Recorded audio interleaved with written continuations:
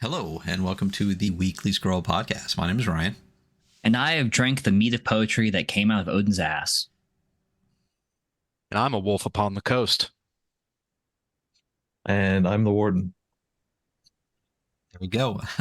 And today we're going to be playing some Runecairn Wardensaga Remastered with Colin Le Sueur, who is our warden today. How are you doing, Colin, specifically? Because fuck these other guys. Yeah, I'm really good, thanks. Great to be here. Great to play on stream again. It was a lot of fun last time, so yeah, can't wait to get into it. Yeah, glad to have you back. Yeah, thanks. Thank you, Hunter, for looking up when they were here on episode 52. Because normally we don't prepare that much. But yeah, so it's been a while. It's literally, that was more than half of the show ago. So definitely great to have you back on. Yeah, thanks. Yeah. And also we had reviewed Runecairn Wardensaga, the original one, on episode 25 over 100 episodes ago. Crazy. And this is Runecairn Wardensaga Remastered. So before we get in today, because what we are doing today is playing the game, because I don't think I said that yet for those in the podcast land that can't see the beautiful overlay that we have here. Oh, also, John Davis, Wolf Upon the Coast, our guest player for today. How are you? I'm great. I'm happy to be here. Always happy to play with you guys. Yeah, welcome back again. You can't kill us today. Yeah, you can't because well, theoretically. Yeah, but if you do, we can kill you back. That's the key. So, Runecairn Wardensaga Remastered. This is the remastered Runecairn Wardensaga. So, tell us what that means. Tell us what's going on with this project.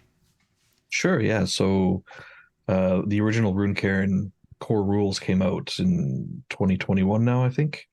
And that was just a zine, just the introductory rules and nothing else. And then I slowly added to it introductory adventure and then advanced rules. So Runecairn's a Norse fantasy Souls-like ttrpg. So it's heavily inspired by Dark Souls, but set in a Norse fantasy universe. So Wardensaga was a collection of the 3 zines into a hardback and a paperback. And then this is me remastering that version with updated art, with a new layout, brought in some new rules from the bestiary, so aligning the two books together. And then there's going to be a kick-ass new cover from 𝐑𝐿. So it's basically a refresh. It's not a total rewrite of the rules. It's just tightening up some mechanics, fixing some wording, some errors, that sort of thing, and then giving it a fresh new coat of paint. Nice. And that's why it's remastered, not like Wardensaga 2E or something. Exactly, yeah. So it's all the same rules, just bit of clarification, and then just with a refresh. Gotcha. Fantastic.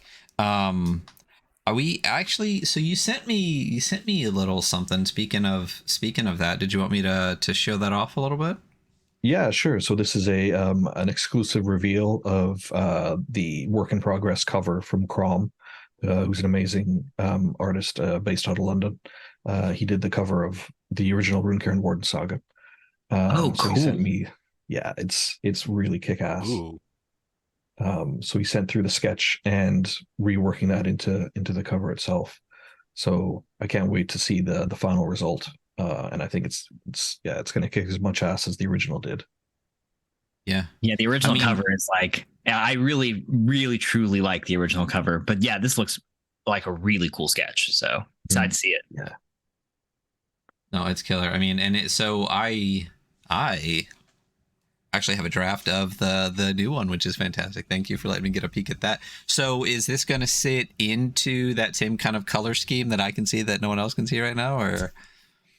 Potentially, depends on what the final cover or the final colors are like. But so I wanted to, with the bestiary cover, for instance, it's like a simple color scheme with just the figure.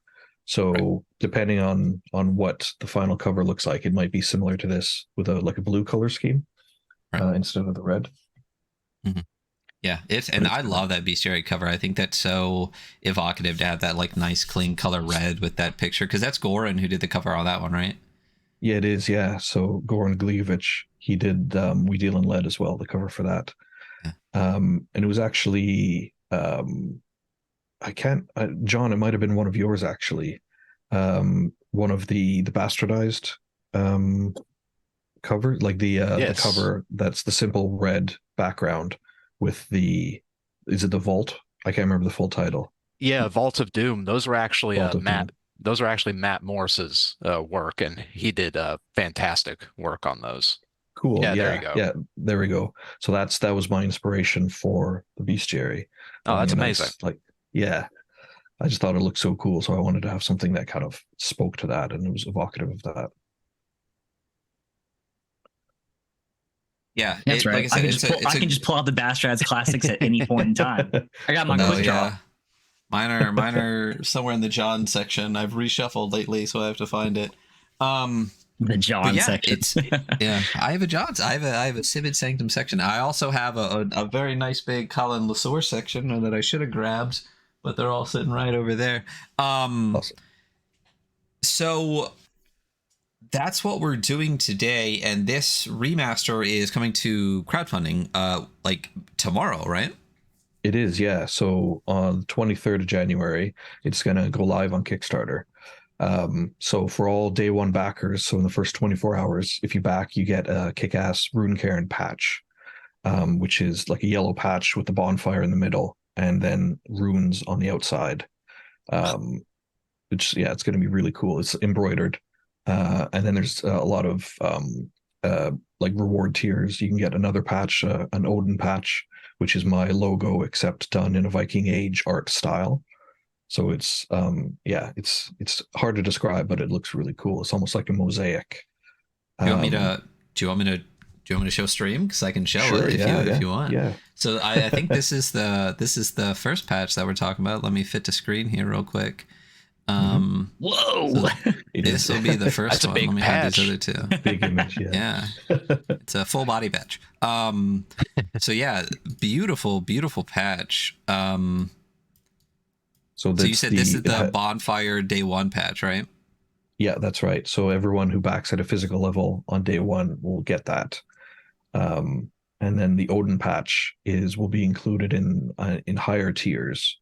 But it'll also be available as an add-on. So will this one. Both patches will be able to you'll be able to get them as an add-on. So if you miss out the first day, you won't totally lose out. Yeah. And there's yours. That is so badass. I love your logo, and then with the lines on it too, having it like all kind of runic-y looking is just absolutely stunning. Mm-hmm. It's a great patch. Yeah. Yeah, it's I'm really excited to see what they look like in actually printed in physical form. So yeah, there's lots of reward tiers. There's going to be a variant cover. So an artist named 𝐑𝐔𝐍𝐄𝐂𝐀𝐈𝐑𝐍, she kind of does art under Blue Fern Arts. So she's doing a fully painted watercolor wraparound cover as a variant cover. So there's going to be 2 covers for remastered. So I'm really excited to show that art off when that's finished as well. There's a sneak preview. There'll be a sneak preview on the Kickstarter page. Gotcha. Yeah. So if it sounds exciting, then check it out. Yeah. Well, I mean, yeah, you know that I have an alarm set already as soon as you told me the time. So I'll be there. And nice. Then what's the piece of art that we have as the background here that was in some of the stuff that you sent me with the Viking and. Yeah, so that's from 𝐑𝐔𝐍𝐿. So he's an amazing Norwegian artist. He did a lot of the art for We Deal in Lead. And the amazing thing about his art is that he releases it all under a Creative Commons license. So you can do whatever you want with it pretty much. So this is going to be the back cover of the Crom cover. Slightly different color scheme, but yeah, it's really cool. So he's got a few other pieces in the book as well. Yeah, gorgeous, great work. I mean, just all the stuff you do is great, and the people that you're getting to put on it and do all the art is absolutely stunning. So Really excited for it. You know, like we said, that Warden Saga cover is stunning. So I'm really excited to get not one, but apparently 2 new versions with more covers and expand the Colin Le Sueur section. So so then why don't we play some Runecairn Warden Saga? Yeah. Awesome. Yeah. So have you guys Hunter, I know you rolled up a character already. I did.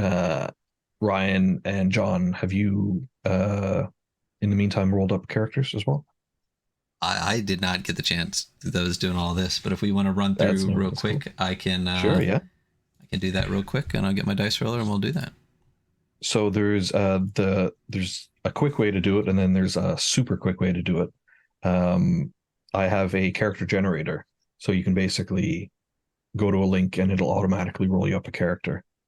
Well, why don't we let's just do that. I'm down for, if I can just click a button and I'll play whatever pops up. I'm good with that. Hell yeah. Awesome. Right. We all play the same thing. We're all just, Did someone say GURPS in the chat? If anyone that says GURPS, ban them, Hunter. You got it. Ban those guys for 30 seconds. What'd you say? I said ban those guys for 30 seconds. Oh yeah, time them out. Time them out. They're gone. Right, should I drop it into the Zoom chat? No, just anywhere besides that would be good. Okay. Zoom for me is on a separate plane of existence. Desktop. Yeah, it's on a different computer plane of existence. So I can't even. Perfect. Thank you so much. So we'll grab that. We'll throw that in chat. And people can make characters along with us. And for those that want to hear it in the podcast, it is runecairn.buyodinsbeardrpg.com/generator. Oh, you got the dropping in the chat before I did. Well, he sent it to me. So that's why I had it. Oh, so then it's already there. Boom. So I get to be... I'm going to scroll again because I can't pronounce that. All right. I'm Sten. All right. Nice. And John. I am Torsten. Sten and Torsten. Awesome. And then Hunter was already a Bjorn. I'm Bjorn. Like a baby. Yeah, I was just Bjorn. No, like a baby Bjorn. Like, isn't that the thing that people hold that they wrap around and hold a baby in? Is that what it's called? Yeah, I think so. I don't have a baby, but I feel like it's a thing. Spell Torsten for me. Torsten. Ian. Torsten. Okay, Hunter, why don't you talk to us about Bjorn while I get our names loaded up, and then John and I can tell us who Sten and Torsten are, and then we'll get going. Yes, Bjorn. I actually don't know why I closed my character sheet, but let's reopen it, I guess. No, I'm really great at forward playing. So Bjorn is a warrior. He is the son of Rune. He is a statuesque, square-jawed individual with beautiful wavy red hair. I would describe him as tolerant and lazy, 2 things that go together very well. Yeah, he is a gigantic, lazy, laid-back warrior who just would love to drink mead and kill when it's convenient to him. Nice. What is best in life, Yeah. All right, John, who is Torsten? So Torsten, he is a skald in a past life. He has a lanky physique, smooth skin, wispy hair, and a pale face. I speak in a formal manner. I'm vain yet ambitious. Excellent. And what's Sten like? Well, I'm also a skald, so I'm thinking about re-rolling Sten. Cool. And Hunter, what are you again? I'm a warrior. You're a warrior. You're a skald. Skald, warrior, skald. Oh, we got a scout. I'm going to keep Sten, but now I'm a scout. So I am of short physique, rough skin, matted hair, with a sharp face. I speak in a precise manner, and I'm vengeful yet ambitious. In another life, I was a scout. Why is this just me? Yeah, I apparently have like a shitload of hunting knives on me.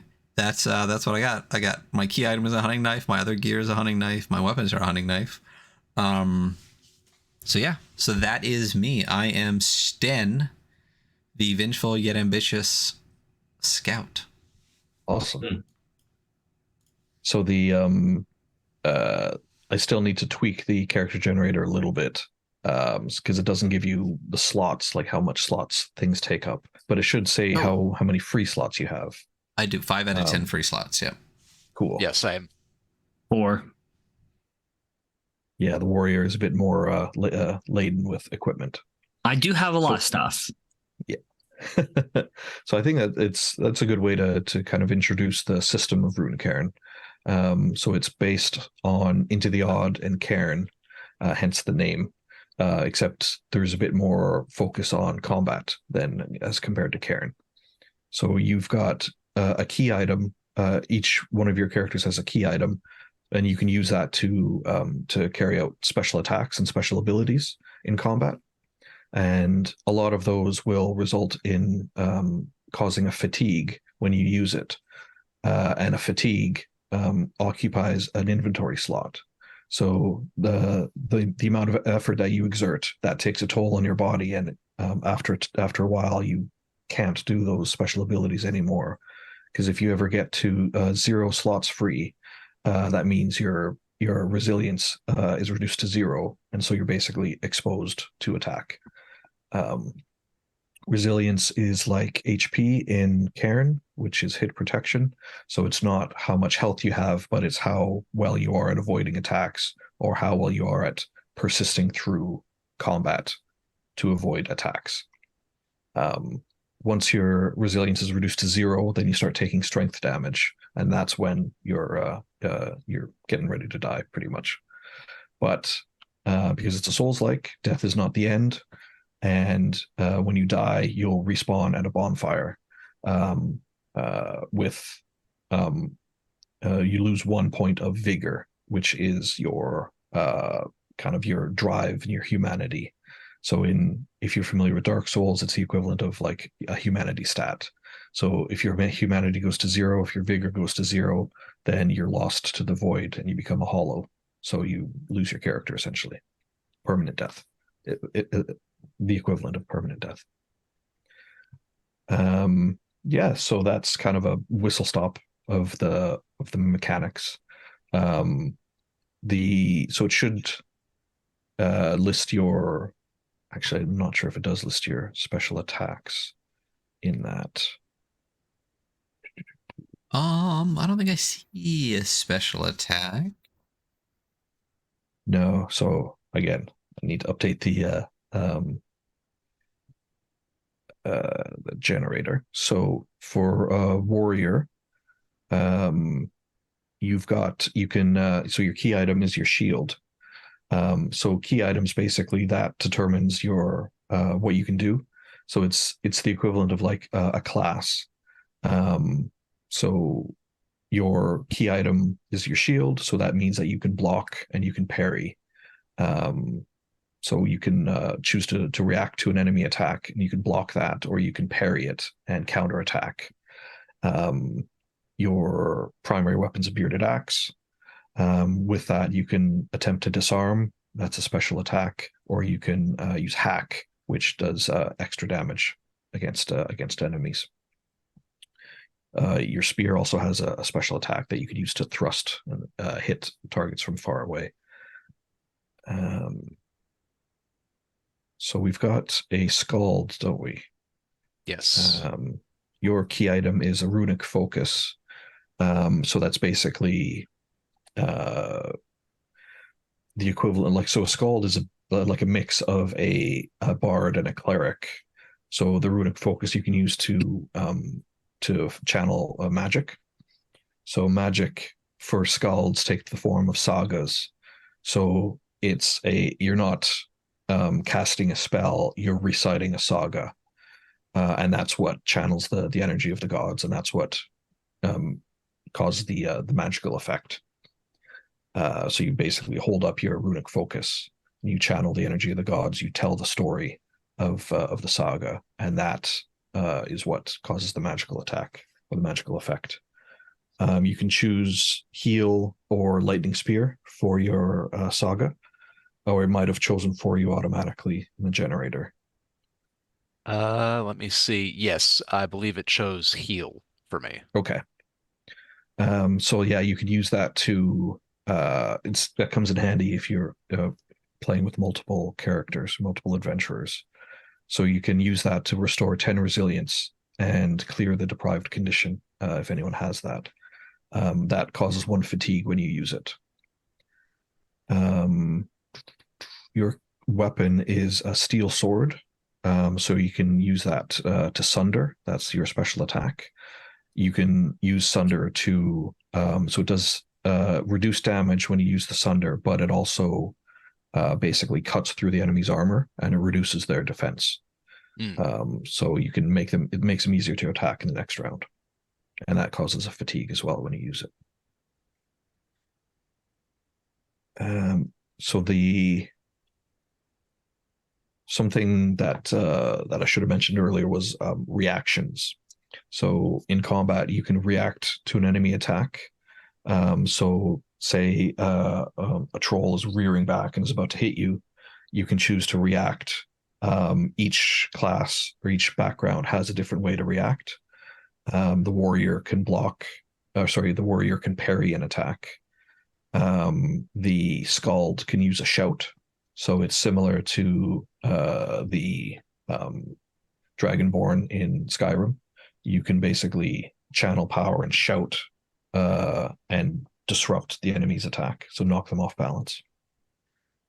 And then that causes fatigue when you use it as well. So that's some of the abilities. You need to make a save in order to carry it out. So the shout, you need to make a spirit save to successfully carry out the shout and disrupt the attack, and that causes fatigue. The block. So yeah, Hunter, you get 2 reactions. You can block or parry. So blocking raises your shield to avoid all physical damage. That's a strength save you need to make. So basically rolling under your strength in order to successfully carry out the block.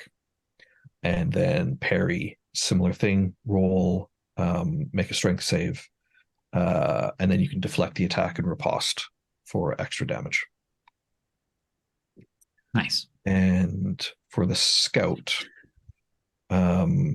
your key item is a hunting knife, so you've got dual wielding knives. You can use that to backstab. So that's your reaction is a dash. So you can basically, if you make a dex save, you can dash, dodge out of the way of the attack, and avoid all damage. If you fail, you still reduce the enemy's attack and reduce the amount of damage that comes in, but you don't totally avoid it. And then backstab, you can basically duck behind your enemy and inflict a critical strike. So make a dex save, and then you do double damage. But that one, if you fail, then the enemy attacks you, like basically has a retaliatory attack against you, and you take extra damage from that. So it's a risk reward situation. Sorry, I kind of rattled through that quickly. Oh no, you're good. Yeah. Cool. Okay. Does anyone? Sorry, I've got the abilities here.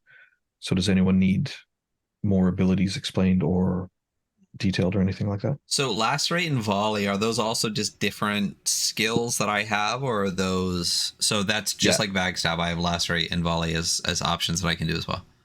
Yeah. So lacerate. So it's like a bleed. So you do initial d6 damage, and then you roll a d4 to determine how many rounds that bleed lasts for, and how much damage it does. So 1d6 for initial damage, and then d4 for recurring damage every round. And volley is with your bow. So you can fire 2 arrows for extra damage. So you roll your damage twice. And that causes fatigue when you do that. Right. Okay. There's the other thing to know is that there's something called a dire strike. So some enemies have it, and some of your abilities have it too. If you roll max damage on a damage die, then there's an additional effect that happens. So because there's no to hit rolls, because it's an into the odd based system, to kind of capture that excitement of a critical hit, you've got a dire strike. So they can be pretty nasty if some enemies have some pretty nasty dire strikes. Cool. Okay. Cool. So that's so the other thing to know is that when you're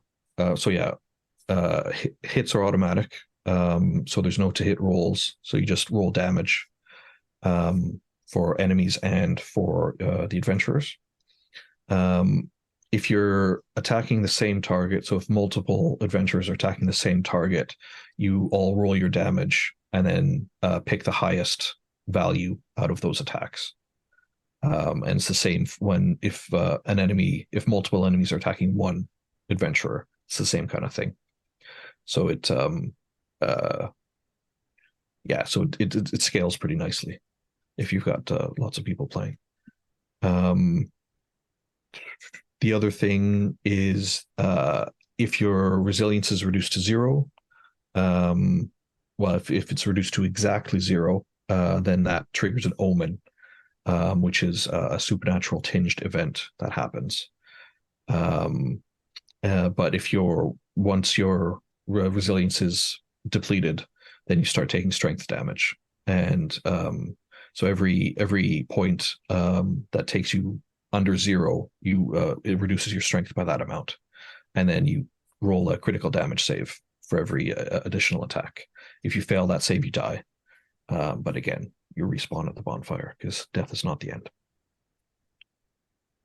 Cool. Okay, so it's this will be my first time running with multiple adventurers, because it was Runecairn was designed for 2 players, so 1 player and 1 warden, but it can work with multiple players. So it'll be interesting to see. It'll be fun, I think. We can just kill John real quick if we need to get rid of him. Yeah. I'm expendable. All right. Not to us, buddy. So in Warden Saga, in Warden Saga Remastered, there's a delve generator. You can use that to roll up if you're playing solo, or if you're a warden and you want to roll up a mini campaign or a mini adventure. So it's tables that you can roll on. It'll generate different encounters. There's there's a variety of sizes, going from a cairn, so just a little crypt, to all the way up to a stronghold, or a village. So I've rolled up a random cave for you guys to run through. Cool. And the objective of the cave is to so you're all part of a clan of warriors, or clan of Vikings, Viking raiders, and kind of just general adventurers. So you've been charged with slaying a troll that's terrorized your clan for decades, and you've tracked the troll to this cave. So you start off at the entrance of the cave, and you're basically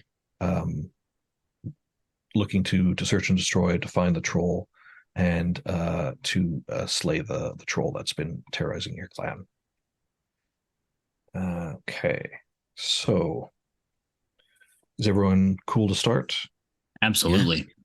Hell yeah. All right. So you start at the entrance of the cave. There's you do start right next to a bonfire. So I'll say that you've all have rested at the bonfire and you're all ready to go.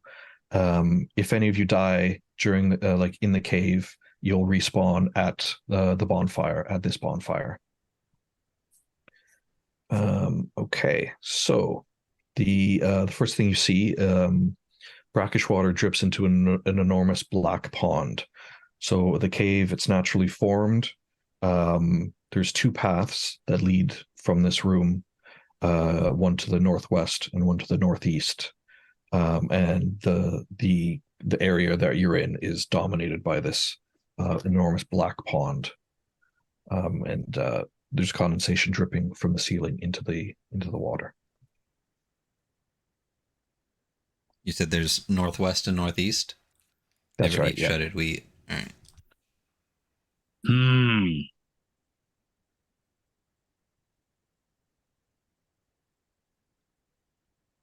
Yes. Bjorn just sits down. You know, he doesn't really want to do anything. So Sten is vengeful, and if this troll has been attacking our village, then I got murder on my mind, you know? So I'm actually just kind of like, with my two hunting knives, just kind of like, you know, I can do the whole Loki thing, but from like the MCU, like, you know, and I'm ready to go. Like I'm just waiting for some type of signal that I can start scouting it out. I look to Torsten as Bjorn just sits on his ass again. Bjorn's like taking small rocks and like skipping them on the pond, you know? Ching. Torsten is very much the image of the well-kept dandy of the group. He has like a braided beard and well-oiled, and he's very much a formal gentleman. And he says, he turns to, I'm sorry, Ryan, what was your character's name? Sten. He turns to Sten and says, calm yourself, brother. We must investigate further. I'm going to see what is going on with this pool here. And Torsten approaches the brackish pool. Did you say you're our dandy? Yeah, basically. Cool. All right. Nice. Got a good mix of adventurers. Yeah. So the pool, there's like a smell of rot coming off of the pool. All of you have explored caves like this before, and you know that this kind of pool isn't unusual. It's naturally formed. You wouldn't want to drink out of it. It's like stagnant, rotten water. You know from experience that that nasty things live at the bottom of these ponds as well. Just whipping rocks. So Bjorn's still whipping rocks into the pool. This massive, like 7 foot tall, scarred, bearded giant guy is just like huge arm throwing, you know? And beyond the pebbles striking the surface, there's no like other movement from the water? Not just yet. Bear with me a moment here. Yes, but Bjorn, that's definitely the best thing we should be doing. Ponds like this is really stirring them up, right? I mean, what's the worst that could happen? I look at his scarred body and I'm just like, yeah, he's like totally touched, like covered in scars. Like, yeah. A lesson lived is a lesson learned, you know. And he points to like one on his chest and then another on his shoulder. And seems like you've had a lot of lessons, but not learned much from them. Apparently, is what happens. So as you're kind of discussing and continuing to throw rocks into the pond, you see a slender hand come out of the pond. It looks white and delicate. Bjorn stands up and like pulls out his spear and the shield. And the gods are dead in this, right? Yeah, so the like Ragnarok has happened. So all the gods have been slain in battle. Either slain or missing, and there's no like the only sign of the old gods are like the fact that magic still exists in the world and that there are these like strange things that keep happening and strange phenomena, but no one's seen a god in person. Like there have been no tales of the gods walking the earth. Have I said I love this game before? Like, we're like, it's not just like, let's make a post-apocalyptic game. It's like, let's make a post-apocalyptic Norse game, like post-Ragnarok. Like, it's just so great. So Bjorn's like, he takes out his spear and his shield. He's, thank the old gods, I was bored. So a figure comes out of the water. Very like slender and tall, but with feminine features. Naked, and like you can't quite see the figure's face. It's obscured by hair and by the shadow of the cave. There's like the shadows of the cave and the like the brackish water. But it kind of comes out of the water as if it was summoned by the activity and by the skipping of the stones. Well, Skald, go talk to it. Torsten looks at Bjorn. He looks down at you and he's like, Torsten's a skald. He knows the sagas. Would he know anything about a creature like this? So there are a number of strange mythical creatures that exist in water or like are native to like either swamps or ponds or the sea, but it could be a couple of different things, but it's still a bit too obscured in shadow. Weird woman, would you please come closer into the light so that we may view your beauty? And I turn to Bjorn and's like, get your spear ready. He looks at his hand that has the spear in it, and he's like, okay. So the figure kind of comes forward, and as they move, you can see movement like a flick of something from behind, as if it's like a beast's tail. And it comes forward they come forward a bit more into the light, and it looks like a beautiful woman, and they speak to you. Greetings, travelers. What brings you to the cave today? We have come to investigate word of a troll, my good lady. Yes, there are a number of trolls that reside in this cave. Was there one in particular you were looking for? And you know that the troll that you're looking for is notorious.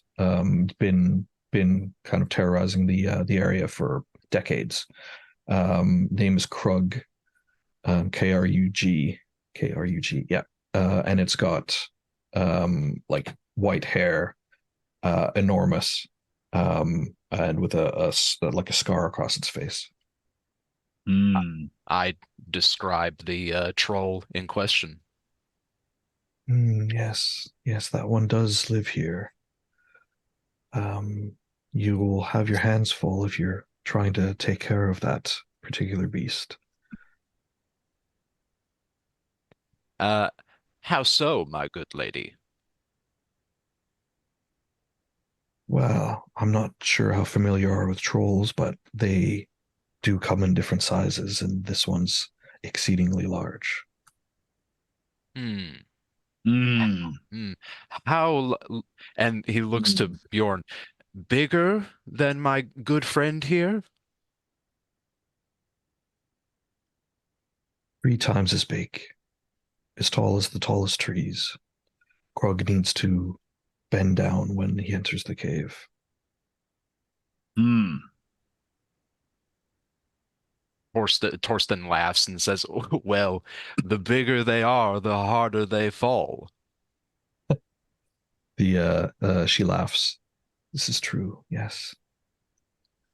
Now, was there a reason you disturbed my slumber? Ah, we do apologize, good Do lady. we? Yes. We are sorry.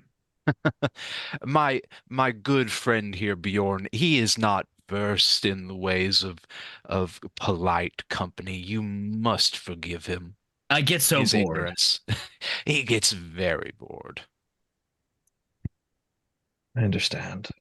We do what we must to keep ourselves interested, don't we? She starts to turn around. As she does, you see that she does indeed have a beast's tail. It looks like an ox's tail. She also, her back opens up to reveal like it looks like a hollowed out tree.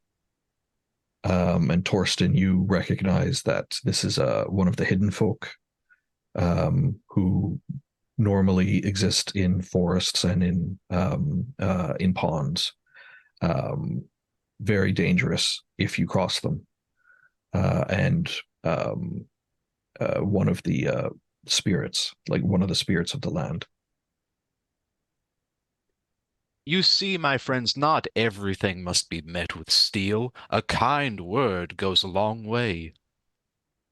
Mm. Well, the Huldafolk. Interesting. Exactly. Bjorn spent a long time drinking in mead halls. He's heard a lot of skalds tell tales. Nice. So do you let the figure go back into the water, or do you do anything else? I think we're gonna let this. I'm letting this one go. So yeah, I'm here for trolls. Yeah, we're here for a bounty. We're going to fulfill that bounty. Excellent. I just want to kill. So there's so there's 2 paths from this chamber that you're in. There's like 2 tunnels, one to the northwest and one to the northeast.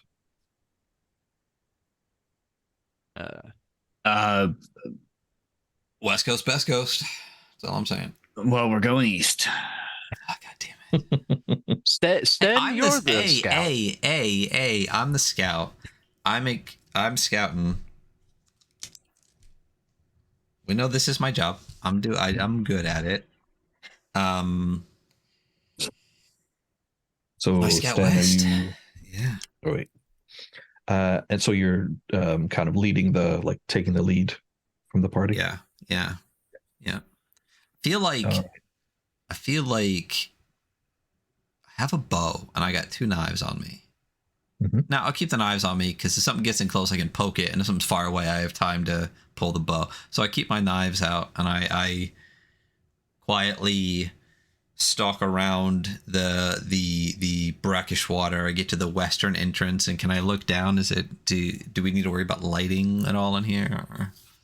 No, I'll say that you all have torches, and it's your seasoned adventurers, so you don't have to worry about maneuvering with your torches or anything. So yeah, you know how to keep a torch handy to explore a cave.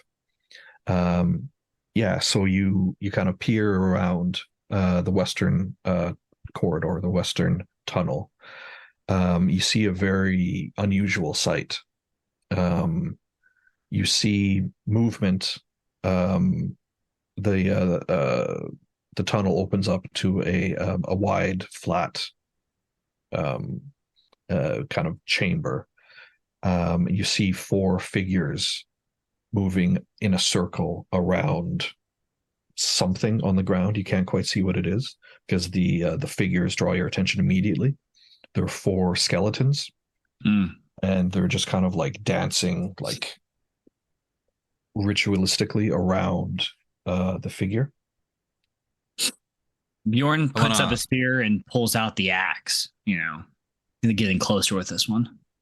So I'm gonna gesture back to everybody because I'm scouting ahead, and I'm gonna do like one of these things. Stop.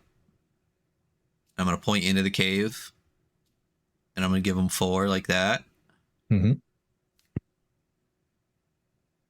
And then just see if they understood any of that. How close behind us or behind you are we? Are we like following you or? So I thought I was scouting. My thought as a scout was to go ahead, but if I also could imagine me doing all of this as quietly as I can, and then suddenly Bjorn just being like above me, but whatever, yeah. So like I do the 4 thing, and then I'm just like thumbs up, and I just like thump into you, and I'm like, God damn it, Bjorn. What's the point of a scout if you don't let the scout scout? Sorry. And Torsten, where were you, or where are you going to be? I stay glued to Bjorn. Okay. He's my muscle. I like to imagine Bjorn's a big fan of me. Sure. Yeah, absolutely. It's like we met in a mead hall, and I've just been like by his side ever since then. Like again, he's my muscle, so I'm staying glued to him. Gotcha. Nice. So then at that point I'll do one of these things, and I definitely 100% want like have like the cave and like my head pop out, Torsten's head pops out, Bjorn's head pops out, kind of thing, and like we all see the skeletons, and then it's like and we all like pop back in and like do a little huddle. It's like, all right, there's 4 skeletons dancing around something I can't see. Did anyone get a good look at it? Yeah, I see 4 skeletons dancing around something. Yeah, but what's the something, Bjorn? What's the something? Bjorn looks with his Bjorn eyes. So, it's you're a bit too far away to see it clearly, but it looks like some kind of carved figure. You think it looks like wood, like carved out of wood, but you can't tell any more than that without getting closer. The skeletons don't seem they either haven't noticed you or they haven't reacted if they have noticed you.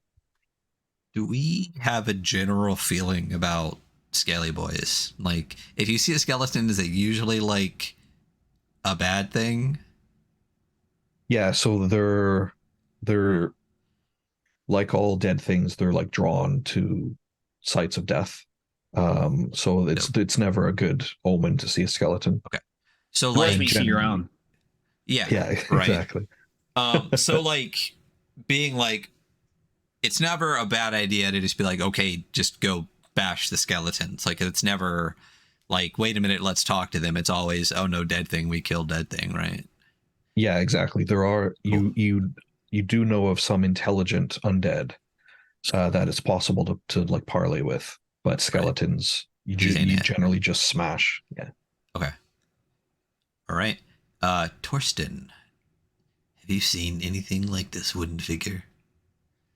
Torsten pokes his head out and gets a good look at the wooden figure, if he can. So it's you're still a little bit too far away. You have seen things like this before, and the way that the skeletons are reacting to it leads you to believe that it's something of there's some like magical power in it. The skeletons don't normally act like this. So there's something of intrinsic power in this carved figure. So whether or not it's like an effigy to a god, you're not quite sure, but it's something intrinsically powerful. Guys, those skeletons are tweaking.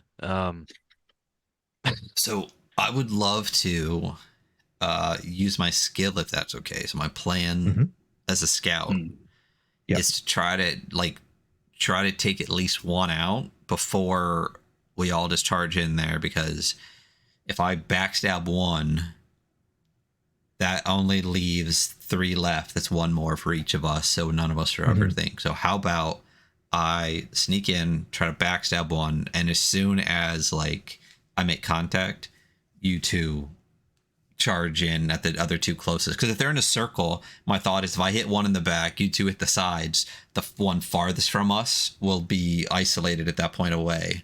And then if you 2 are engaged with those other 2, I can make my way around to that guy.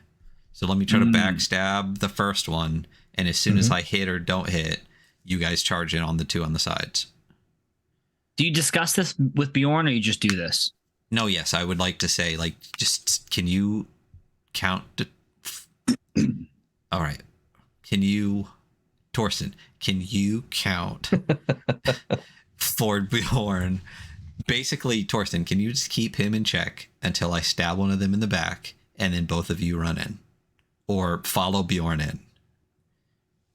Verily, my good friend, I will do so for you. Okay, so I would like to sneak forward and attempt to backstab whichever one is closest to me as I circle. Cool. So, and the other 2 are going to attack other 2 other skeletons. So like each one of you is going to attack a different skeleton. Yeah, that's my hope, is that I'll hit one and the other 2 will charge in. Yeah. Bjorn dislikes this plan. It's not honorable, you know? It's completely honorable. It's scout moves. So he's like, he's watching you go, and he's like, the moment he's done counting, you know? All right. I scamper stealthily but quickly, knowing that I have a very limited fuse before Bjorn, booms. Yeah. So the backstab, that'll be a dex save. If you make it, you'll attack for double damage. If you fail it, the skeleton will get an attack on you for with damage advantage. Yeah. So for all those out there listening, walk through a dex save, and I will do that for you. Sure. So Into the Odd is a roll under system. So you've got 4 ability scores: strength, dex, wits, and spirit. Dex, you need to roll your dex or under in order to successfully make the dex save. So what's your dex at the moment? My dex at the moment is really terrible. For the Dexy guy, it's my worst stat. So that's cool. It's 7. 7. So you can, if you want to, instead of backstabbing, you can just do a standard attack that hits automatically for D6 damage, or you can try the backstab. Oh no, this is I'm a scout. This is what I do. All right, cool. And if I am a clumsy scout, then I die. It's clumsy scouts don't last long. But I committed to this, and a wit of 12 would be nice. Where my did you know that you could swap 2 stats after creation? I went with the dice roller. So did I, and then I swapped 2 stats. Well, if I can swap 2 stats, I'm going to swap it to a 12. Yeah, but go for it. If you're a scout, then that absolutely makes sense. What is my SPI again? Spirit. So spirit is essentially like charisma, or a mix of charisma and will. Okay. I suddenly became much faster and much dumber because I swapped my dex and wit. Nice. So I just got to roll under 12 on my D20. Yep. And I rolled a 10, baby. That's awesome, because I would have failed otherwise. All right. So roll it's roll 2d6, take the highest of those 2, and then double that. Okay. So I rolled a 6 and a 6. Excellent. So that is a dire strike. So that means you attack again. So that is 12 damage, and then roll your damage again for your second attack. And I just roll 1d6 at this point, right? Or is it the backstab again? So it would be dual again. So roll 2d6 and then take the highest. Damn. A 4 and a 1. Okay, so 4. Okay, so what was it? 12 plus 4. 16. Right. 16. Yes. I feel like I overkilled the shit out of a skeleton. I Bjorned him. So you took him Honorably. under 0 res, and then that attacked or that damaged the strength, but that didn't fully kill it in one hit. These skeletons are fairly tough. Yeah. So needs to make a critical damage save now, and it failed by 1 point. So it rolled a 3, and a 1 or a 2 would have been a success for it. So the skeleton crumbles to the ground. Okay. Sick. So I just sneak up and I just hit it right in the upper lower lumbar region, and I just hit it, and the whole thing just basically dusts in front of me.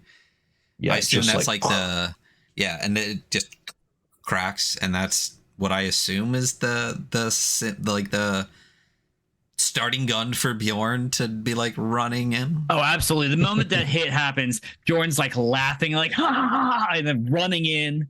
Yeah. Torsten Like, follows close behind. The dust out of my face. So is Bjorn attacking with the axe? Yeah, Bjorn's gonna raise his Skegox and he's gonna fucking bring it down on one of these skelly boys. All right. Is it just a standard attack, or are you going to use a special attack? Oh, you know what? Actually, let's use a special attack because fatigue. You can just get back from like a short breather, right? So fatigue, you've got that's a fair point. You've all got a mead flask that's strung on your belt. So it's got 2 sips of mead in it, and drinking 1 sip heals your resilience by 10 points, and it clears 2 points of fatigue. And the mead flask is refilled when you sit at a bonfire. So it's Nice. not as quick to recover res as it would be in Cairn, for instance, or Into the Odd, but you can drink the mead to do that. Yeah. So, did you want to? So you've got hack that you could potentially use. Yeah, I think I'm gonna hack at this other one. So Cool. So that hits automatically. So roll your D8 for damage, and then double it. That's your hack frenzy. I rolled a 5, and that makes it 10. 10. All right. Cool.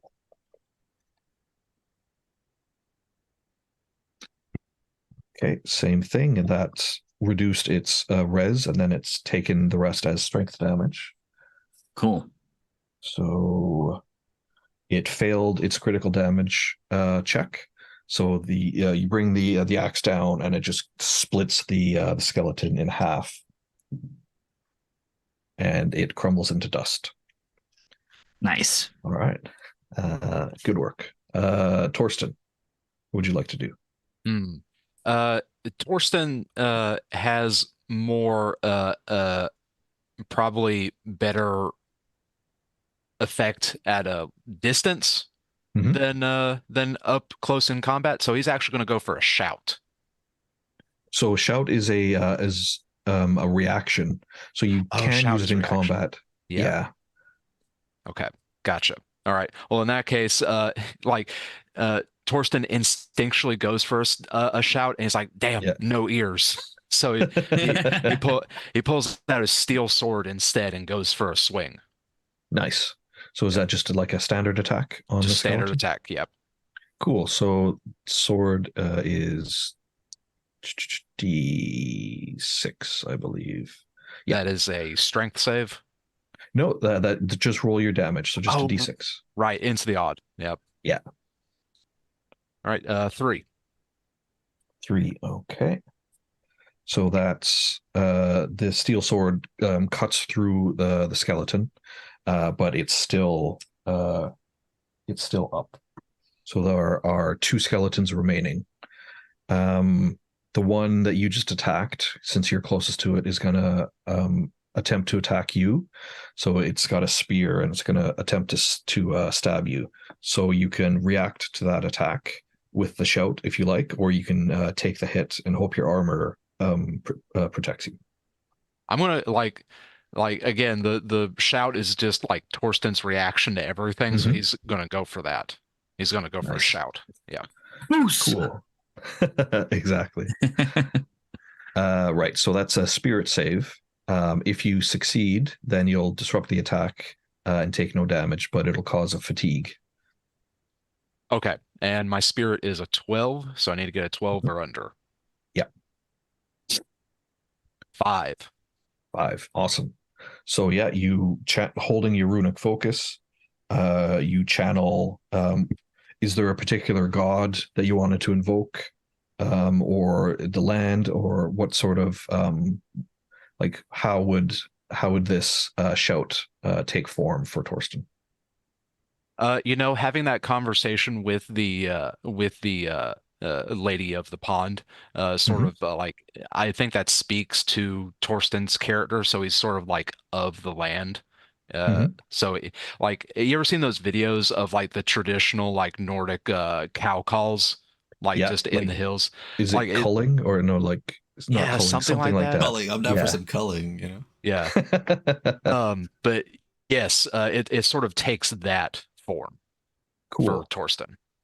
Cool. So yeah, your voice, you shout out this like visceral song, and it disrupts the skeleton, knocks it off balance. So you gain 1 fatigue in your inventory. So I think you had 5 free slots. So you've got 4 remaining. Okay.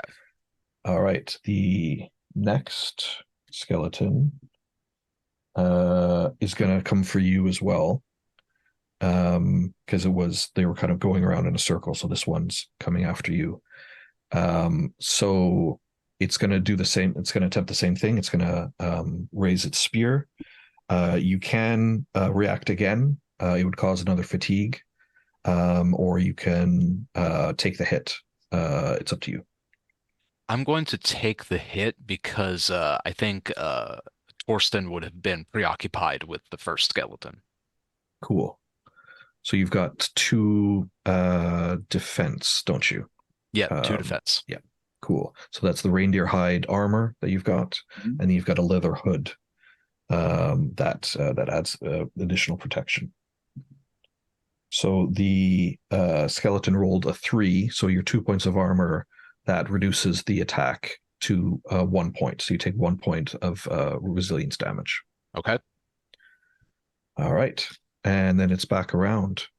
Sten, there's 1 skeleton, or no, so there's 2 skeletons remaining, aren't there? Yeah. What would you like to do?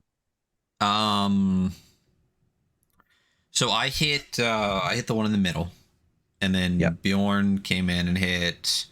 Does it matter? One of them. So then so there's 2 on Torsten right now. That's what happened. Yeah. Yeah. Okay. I'm going to.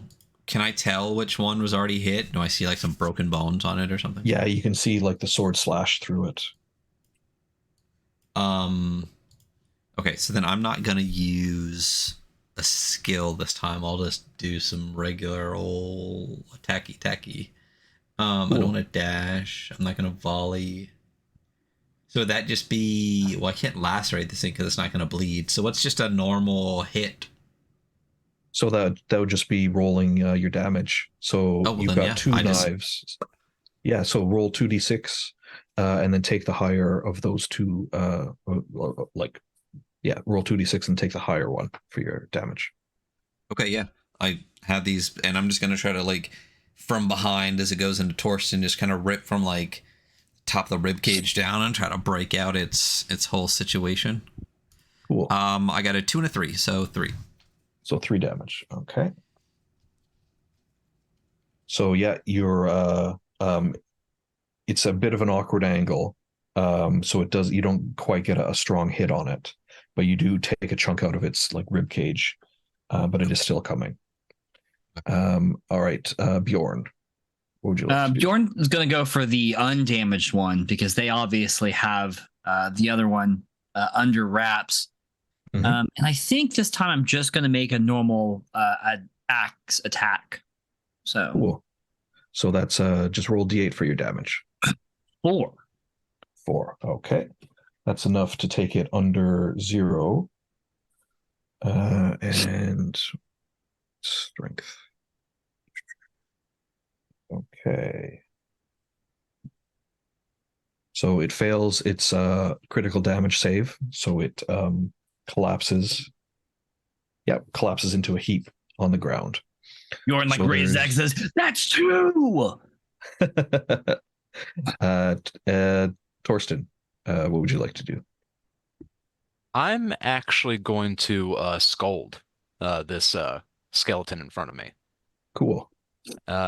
I'm going to like stand firm and like level my eyes at it and just say, you can't slash anyone with those toothpick arms of yours.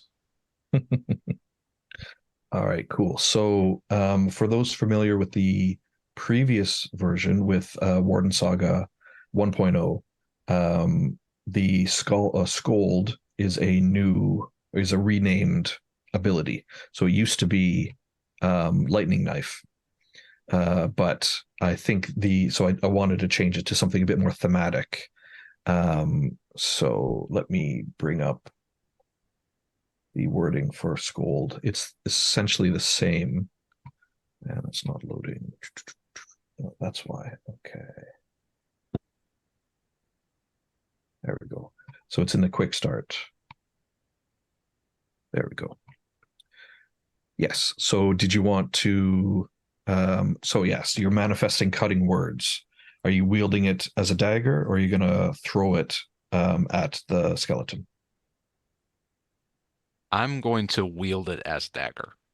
Cool. So yeah, you like speak a cutting barb and it forms a physical dagger in your hand. Okay, so you can roll d4 for damage with that. Okay. 2. 2 damage. Okay. So there was 1 remaining. Okay.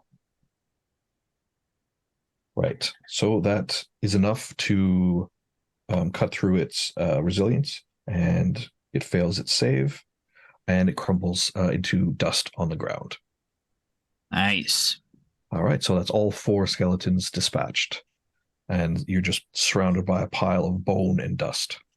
And this, you're close enough now that you can see what they were dancing around. And it's something that you've heard about in legend, but you've never actually seen one kind of in physical form. It's an effigy stone. So you can use this. So in legend, it's told that these stones can summon powerful spirits, but you never know what type of spirit it is that you summon. It could be a helpful adventurer, or it could be a vengeful black fetch. So looking at the stone, you can see that there's a name carved on it. It's 𝐑𝐔𝐍𝐿 the Skald. And Torsten, you're familiar with 𝐑𝐔𝐍𝐿, and you know that 𝐑𝐔𝐍𝐿 was a notorious brigand and Viking raider. So potentially it would be a black fetch if you used it to summon, which is essentially an angry spirit that would arrive and attack you on sight if you were to summon it. So the skeletons were dancing around this effigy stone, obviously lured in by the remaining, like the imbued power of this skald. Question. Torsten specifically because he summoned, or whoever's around? It's whoever's around. So the spirits are filled with vengeance. So they'll basically attack whoever they see. So Hey, just like Sten. Yeah, pretty much. So do we theoretically have, like, dare I call it a spirit bomb? Yeah, you could potentially summon it, chuck it into Krung's room or whatever, and shut the door and just, like, you know. Yeah, as long as you weren't like in the vicinity of the spirit, you might have to deal with it after it's dispatched whoever you wanted to dispatch. We'll worry about that when we come to it. There's a bunch of other trolls I can deal with it, you know. It's just an option. It's just an option, guys. Let me see. As Torsten's exploring the effigy stone, I'm gonna do what scouts do and scout a bit, if that's okay. Yeah. So there's a there's a tunnel that leads from this room into another one. Incidentally, that effigy stone, if you wanted to pick it up, it would take up 1 slot in your inventory. So that's the other thing. You have to balance what you carry versus how much fatigue you have. The more stuff you carry, the less you can do in combat, basically. I have the least amount of slots of anybody left, so that's all y'all. How many do you have left? Well, I have 1 fatigue in one of them, so I have 3 slots left. Okay, I have 5 still. Torsten, how many do you have? I have 4. Because of the fatigue? Because of the fatigue, yes. Okay. And remember, if you ever have all slots filled, like 0 slots free, that reduces your resilience to 0. So you can still like fill up that last slot, but it's a bit of a risky maneuver because any attack would hit your strength directly. Anyone gonna pick it up? I mean, Torsten, it's kind of a Torsten's bag. He's got enough slots to hold it for now. He could always give it to me later if you get full up. Yeah, I can take it. It's no big deal. Yeah, you take the weird, dark, cursed object. Yeah, hold on to that. Oh, yeah. I love Scald holds a Scald thing, you know? You can always like swap inventory around too if you want, or if you wanted to like temporarily drop something, it won't like that's absolutely fine. You can come back for it, that sort of thing. Okay, so yeah, there's 1 exit from this room. You can see what looks like your torchlight bounces off something that looks like it's shimmering in the next room, but you're not quite sure. Like it looks like you see like light reflecting and refracting off of something, but don't quite know what it is. Okay. All right. Well, if Torsten's still chilling with that effigy or whatever, I'm gonna continue to I'm gonna scout. I'm gonna scout while he scalds, you know. Cool. So are you similar kind of approach, like going low and like seeing sneaky? Yeah. Okay. Sneaky boy. Yeah. Yeah. So the next room opens up. It's a like a smaller passage, and there are 2 tunnels that lead off of it. But the main thing that catches your eye is the western wall is shimmering, and it's like warping as you look at it. So it's almost as if the stone itself is like moving like the surface of water, like the wall. Huh. Is there anything else in the room? Just those 2 pathways in the water wall? That's right, yeah. Huh. Well, I'll go back to the group and relay that. If there's no enemies to see, then I'll come back into the room and like What? This way. Come on, let's go. Like at this point, Bjorn's sitting down. He's like, he stands up, starts following you. Come. Torsten Torsten, glued to his following. ass. Yeah. Yeah. Yeah, Torsten's following close behind, stuffing the effigy stone into his pockets. And he says, "Have no fear, friend Bjorn. We'll get to the killing soon enough." Mm. So we see a shimmering wall. Yeah. Yeah. See that? Do you guys see that? Go touch it. Absolutely not.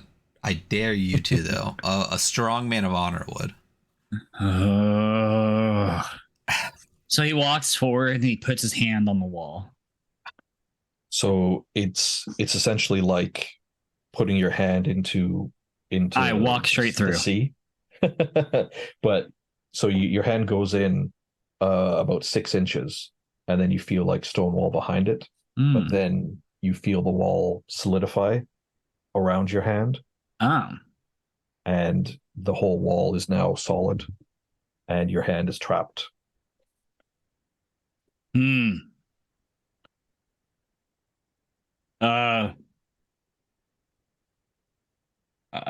think I'm stuck. He tries to pull it out. Was it your dominant hand? Yeah, I would assume so. Yeah, I mean, it's what I would do, right? Unconsciously, you're going to reach up with your dominant hand. So yeah.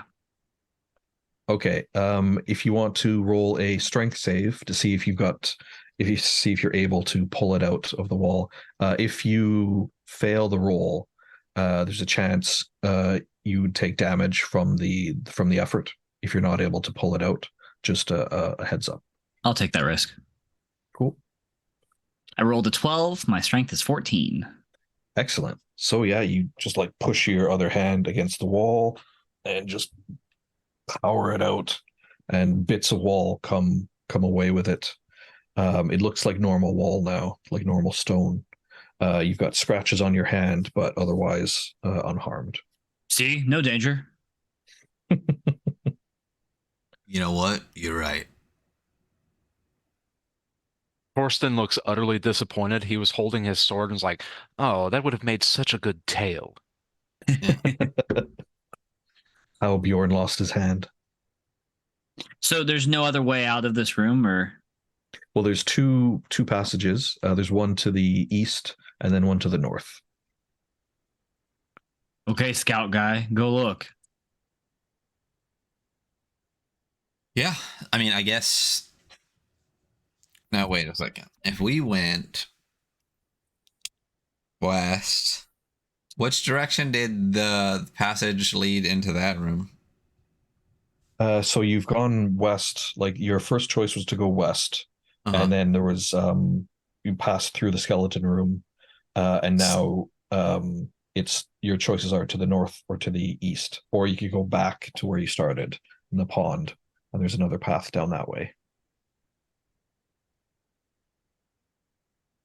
I'm voting north. Yeah, I think I'm going to check out the north one. Yeah. Because east feels like it's kind of looping going to go back around. Yeah. Mm-hmm.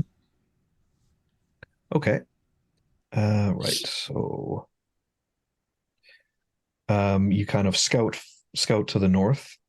The walls start narrowing a little bit, and the ceiling as well. So it's starting to become a bit more narrow in the cave. You can hear, as you get a bit closer, you can hear what sounds like wind whistling.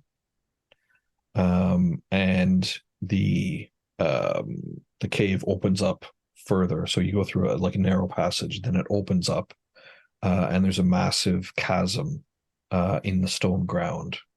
And above the chasm is a crumbling outcropping of stone. So there's like a big chasm, and then part of the stone floor slopes upwards and like looks down into the chasm. Is it so deep I can't see the bottom? Yeah. Is there any way around this chasm? Yeah, you can if you go carefully, you can navigate around it. The cave passage continues to the north from here. Okay. I'll go back and relay that it gets narrow and then you come to a large chasm we can go around, or we could peek in the east as well. A chasm sounds like troll country to me. Hey, Chasm. if it's if they're 3 times the height of man, they could just hop that, Mm. Yeah. All right. Well, then fuck the east. We go north to the chasm. Cool.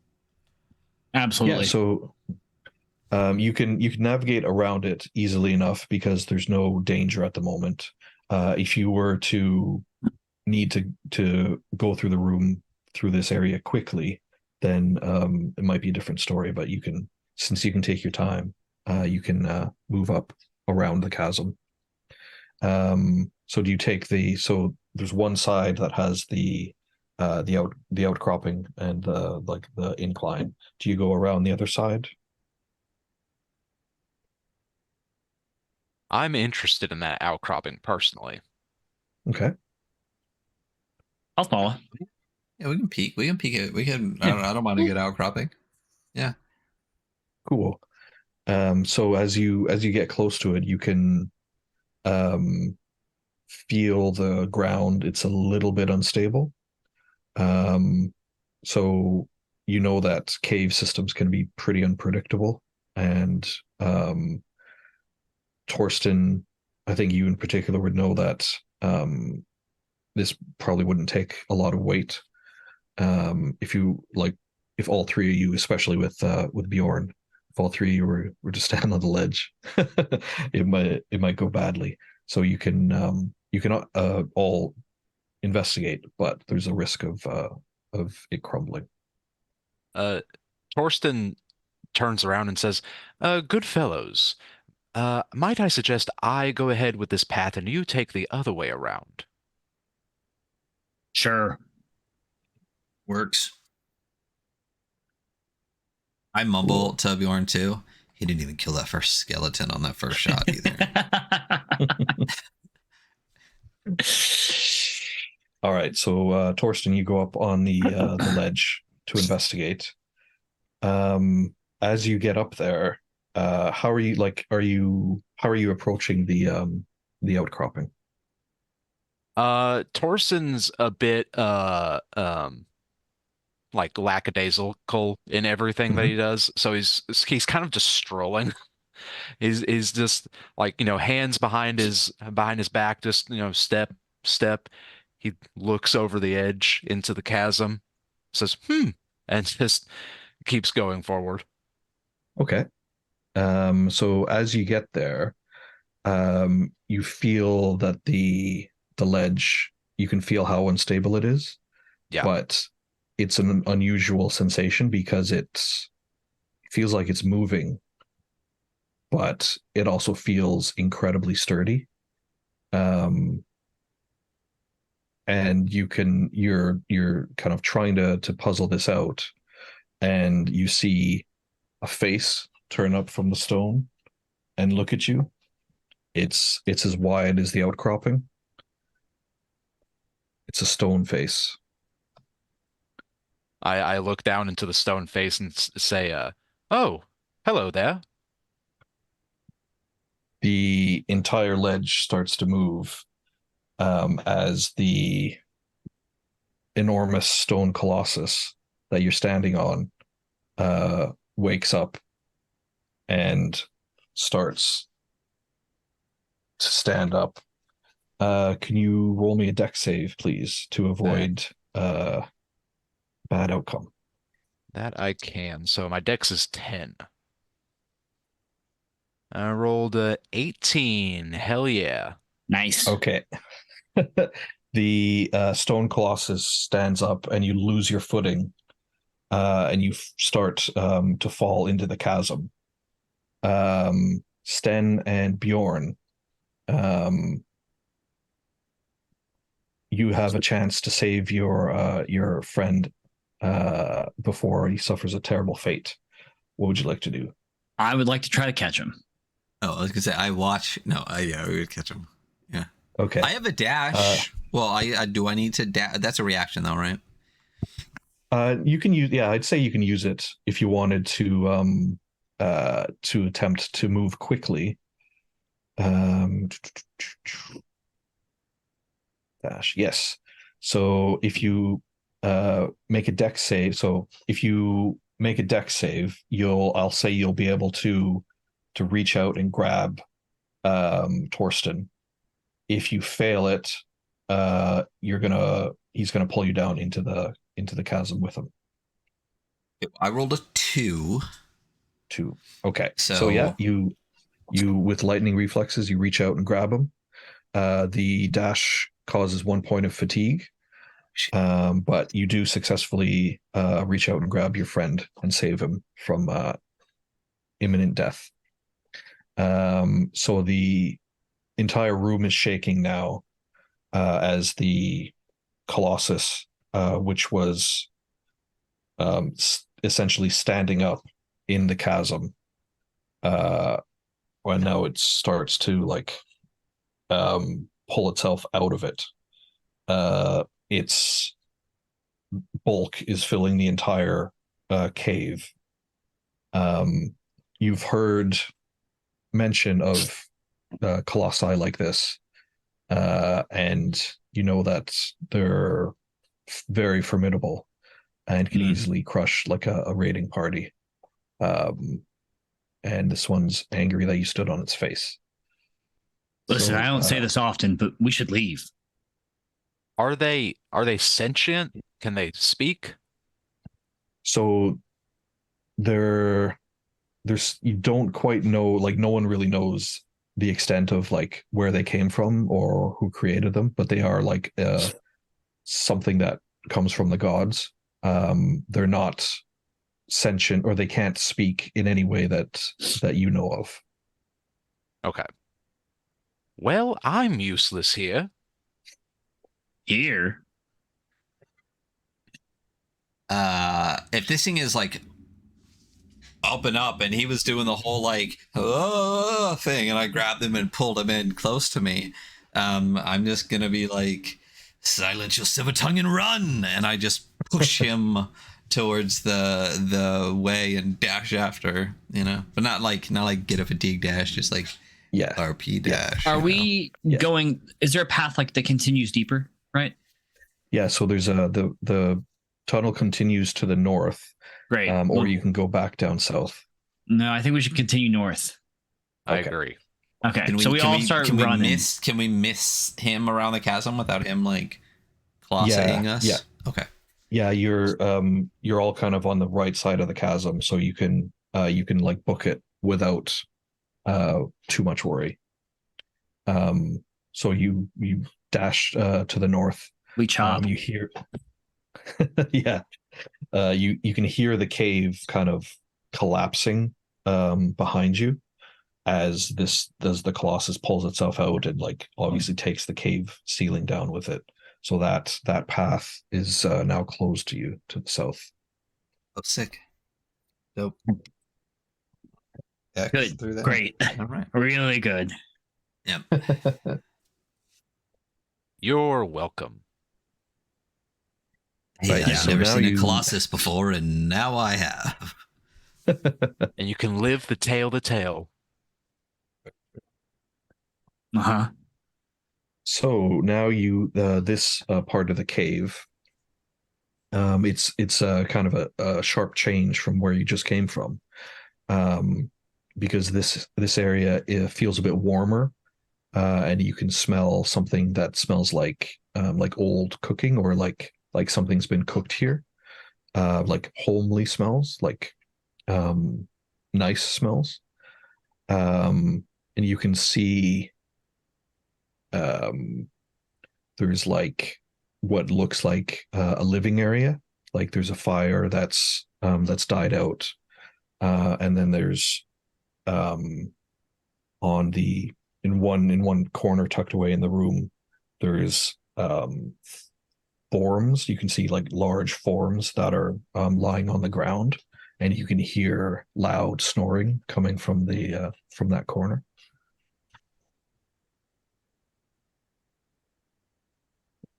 Stay low. Says the 7-foot man. Yeah, he's like, stay low, and he leans down. He's only like 5 feet tall, and he leans down, you know? Yeah. So we approach these sleeping shapes, but quietly, with our quiet feet on. Mm-hmm. Okay. So as you... Go ahead. Sorry. As you get a bit closer, you can feel like the ground rumbling from the snoring. And you can, as you get closer, you can see that there are multiple forms sleeping here. They've got pale skin and long hair, enormous, probably like 2 times the size of Bjorn. There's 2 large ones and 2 small ones. You've never been this close. Well, you have been this close, but never kind of in this kind of a situation before. But you recognize a family of trolls are sleeping here. None of them have white hair, however. You know that Krug, who you're searching for, has white hair. These ones, they've got like long, pale hair, long black hair and pale skin.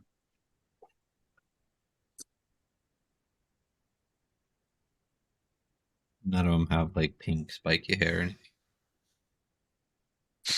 We don't see the one we're looking for. Not those kinds of trolls. No, it doesn't look like it. Like there's 2, what you make out to be 2 adults, and then 2 like younglings. But they don't match. Like the adults don't match the description of and like what you know Krug to look like. But they are trolls. It's first, it'll dishearten the parent. Jesus. No. I kind of think that we should just kind of sneak and continue through. I agree. We're here for Krug and Krug alone. Yeah, we're only Krugging. Yeah, we're Krugging. Okay, cool. So, pardon me. So you want to just kind of not like sneak past them silently if you can. Yeah. Okay. Yeah, you manage to like staying low, keeping out of their eyesight, or like, you know, as far away, like kind of hugging the wall as much as you can. The tunnel does continue to the north, and you're able to circumvent them without them waking up, essentially. The cave floor descends into a room where it looks like there's been some excavation in the cave. You can see that there's been someone or something has been like digging into the walls, and there are like piles of stone and old discarded tools. They're much larger than human sized. So it looks like something has been like digging into the stone of this room. I like run my hands across like the marks, and I'm like, wow. Yeah, greater than an axe. Yeah, like looking at the tool marks, you can see that it was probably made with like massive pickaxe, and you can see like a broken iron pickaxe head on the ground.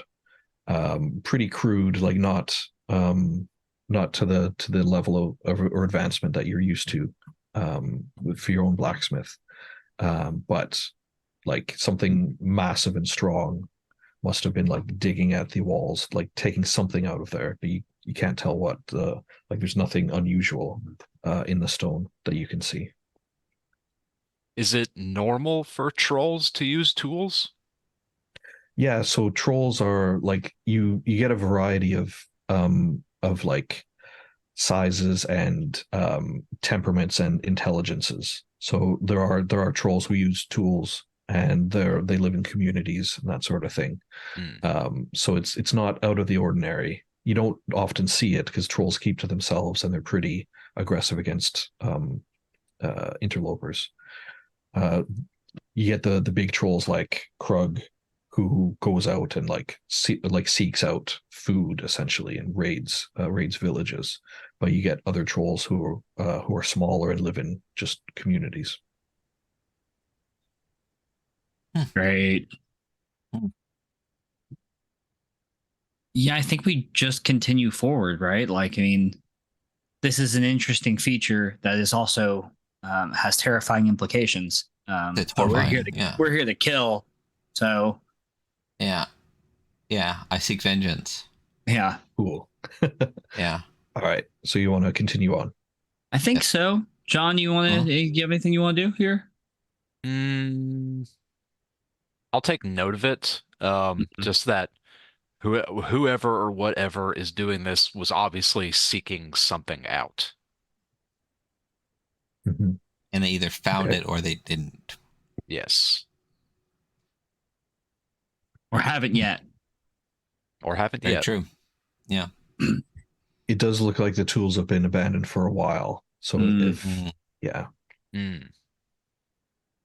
Great. Everything's going great in this troll hole. We're just trapped here.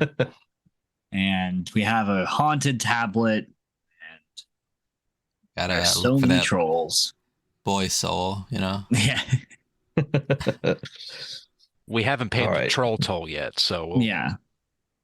That's obviously the problem. Yeah. So the cave tunnel, like the cave passage, narrows quite a bit here. It basically forces you to move single file through the next area. And there's a fork in the road. Nightman. The Nightman cometh. There is a fork in the road, and to the north you see a room or like a passage that ends. So it looks like a dead end, and then the tunnel continues on.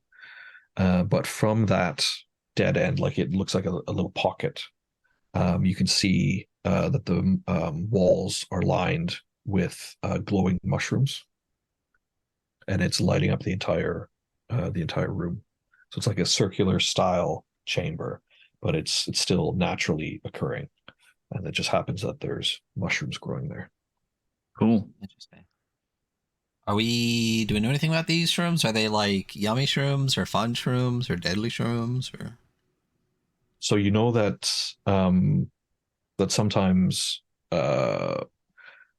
like when you've fought off troll raiding parties, like not Krug but other trolls, that sometimes they have these glowing mushrooms on them.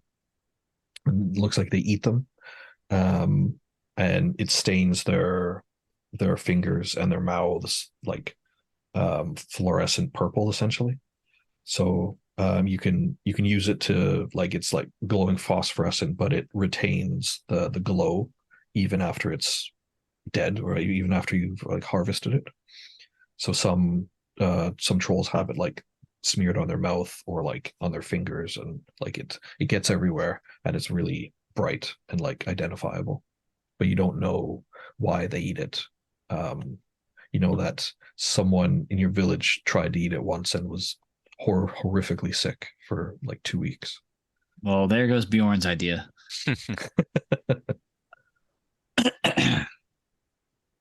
I mean, we can grab some on the way back if we really need to, but I feel like we can just continue on. This is you said, sorry, it's just a circular chamber, like it's an end, or like there's another path that continues forward? Yeah, so it's like a circular chamber, but there is another path that continues to the east. I'm gonna pluck a mushroom and just see what happens. Okay.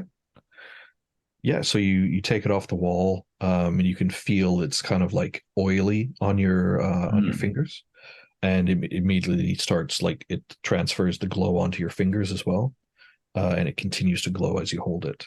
But other than that, there's no kind of reaction, like no reaction from the other mushrooms or anything like that. I just rub it on my axe, just Just in the blade of my axe. The oil. All right. Oh. Excellent. So that effectively poisons your axe. So it transfers a poison to the axe. So if you hit something with it, I will tell you what poison does. So yeah, if something gets hit by it, they take strength damage, they take damage every turn, and it bypasses defense. So it's basically like a recurring damage. Nice. They have to make a strength save. Yeah, even trolls. Even though they eat the stuff. Yeah, because it's kind of like that's it's almost like a narcotic, so they can't help themselves from eat it, and it corrupts them, or like it eats away at them. So yeah, even trolls would take poisoned. Yeah, don't do drugs, kids. If do we know that well enough that I could be like, good idea, and just like stab the mushrooms and get some poison too, or is that just like he's not aware? Yeah. Yeah. So you wouldn't be aware unless you attacked something with it and saw an effect. Yeah, then I wouldn't, because I don't want to glow, so I wouldn't be aware of it. I wouldn't just be like, oh, that's cool. Let me make my knives that I use to sneak with glow bright. Yeah. I'm gonna choose not to do that. Cool. But yeah, so for let's say the next 2 attacks after that, it'll wear it off. But your next 2 attacks will impart poison damage as well. Nice. Okay. Well, I'm good here. I want to keep moving forward. Yeah, I'll do what scouts do and try to at least be one step in front of Bjorn. Like, it's my fucking job, Bjorn. Like, he's like, oh, and he lets you pass by him. It's gonna squeeze aside. It did that I'm short in stature. I'm probably like 5'6", and Bjorn's like 7 foot tall. I'm just like, can we? All right, like Muggsy Bogues, and he's fucking Ming here. The passage continues to the southeast, so it's kind of looping back now from where you've gone about around the cave like this, and now it's starting to loop back. So am I wrong that it's kind of like this? Are we here-ish? Is this a thing? Or we went, and now we're coming back around? Yeah. Okay. It's a bit further up than that, but essentially that, yeah. All right. Yeah, so the passageway constricts quite a bit, and it's like the tightest it's been in this cave. So you can go you'll absolutely have to go single file, and because it's so constrictive, and because you're not used to being underground, you're used to being in the open air, you start to feel panic pressing in. So you'll have to make a spirit save. You can, or if there's a way that you would fight against the panic, you can do that as well, rather than kind of, or that would take it mechanically. That's what you're doing is trying to fight stave off the panic. So when I roll Bjorn, his quality is that he's very tolerant. So I feel like this is not maybe he's not as panicked about this. I would say normally that would be true, but because he's so big. Oh yeah, that's true. He is massive. He's even more crushed than the rest of them. I would so normally you'd roll with advantage on your spirit save because you're tolerant, but because of you're so big, that kind of nullifies the advantage. So it'd just be a straight spirit save. That's okay. I passed anyway. So nice. All right. So you kind of just breathe. It's like slow your breathing and just get used to it and just get on with it. Sten, how did you do on your spirit save? I'm looking for any way that I could do better. What's your spirit? And spirit is 9. Nice. Yeah.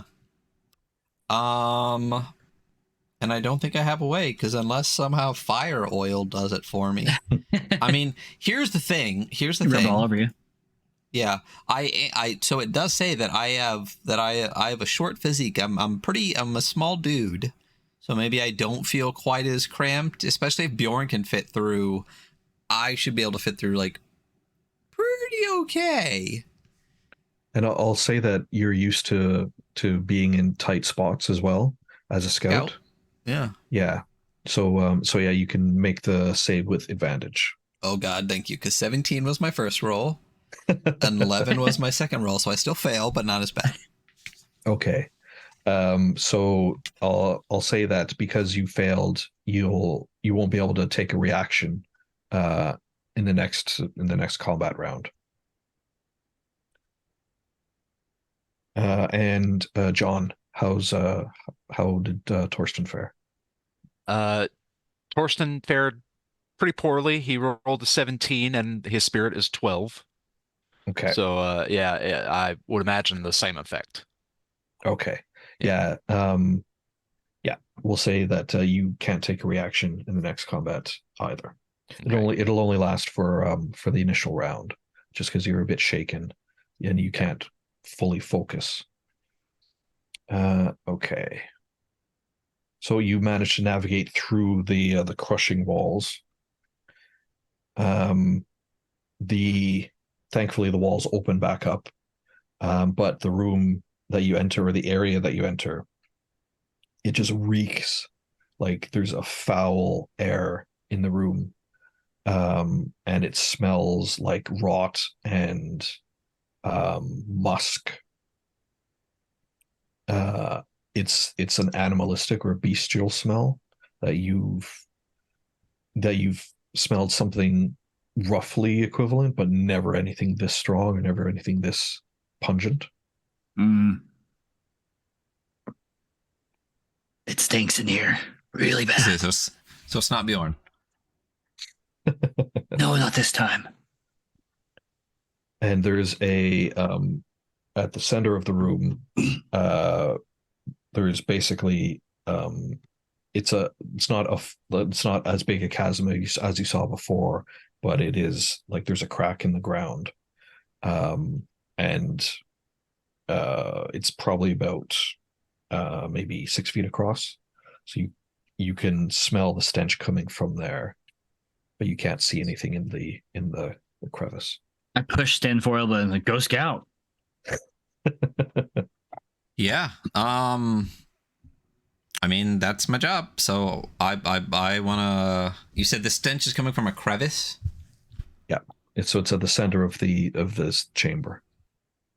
Are there any? I missed it. Are there? Is this the only thing in the chamber? Yeah. So it continues on to the south. So you can navigate around the edges of it, and like to like avoid the crevice. You can go on either side of it. Dude, this feels like a Trollmaster bedroom though. Like, is it big? Is the crevice big enough to hold something 3 times as big as Bjorn? Depending on the configuration of it, possibly. It is about 6 feet across. So there could be a troll down there. Could be like a Krug troll or like a regular troll. I think it's a big enough crevice to be a Krug hole. But there was never there hasn't been mention of a stench when it comes to tales of Krug. Krug ain't a stinky boy. There's a definite stench in here. If Krug sized, why not Krug? Can I scout close enough to maybe try to get a glimpse of what's in the crevice? Mm-hmm. So how are you approaching it? Cartwheel, no. Backflip. I would like to. So is it? Describe a crevice to me. So is it just like an opening in the ground? Is it like a Yeah, it's like a jagged opening in the ground. So it's not naturally formed. It's basically just like the Grand Canyon, except much smaller. Like that kind gotcha. of. So yeah, just straight in. It's not like a. Yeah. So well, the edges are a bit jagged as well. Yeah, so I guess I'll go to one of the narrow bits because I think that if something really big were to come out of it, it would need to come out in the middle, you know? Mm-hmm. So I wanna skirt to the edge, let's say the western side, and I wanna kinda creep up on like the narrowest portion and try to get like just a like literally like barely get look into the thing looking out. If it's looking out, couldn't see me either. And I just want to see what the stink is. So you peer over into the crevice, and you see, like, clinging to the side of the wall is this enormous, like, amphibian or like amphibious shape, like webbed hands, like mottled gray skin, like gray and mottled skin, and it's like you can see it's like oozing with something. It's massive. It's probably the size of a long ship, clinging to the side of the wall, like inside the crevice. I back the fuck up. And I gesture that we need to like go, and I'm like way around. And I just start going. I'm just like, Did he say go into the hole? By the sheen of sweat on his brow, I don't think so. Oh, okay. I'm like hugging the wall, like going quietly, like just gesturing, like. So as you're moving around, like as you're navigating around the crevice, you hear this like, yeah, as the thing wakes up. Yeah, I book it. I run. I'm gone. He starts running, and then Bjorn's like, fuck, and just starts his heavy trot. Ah.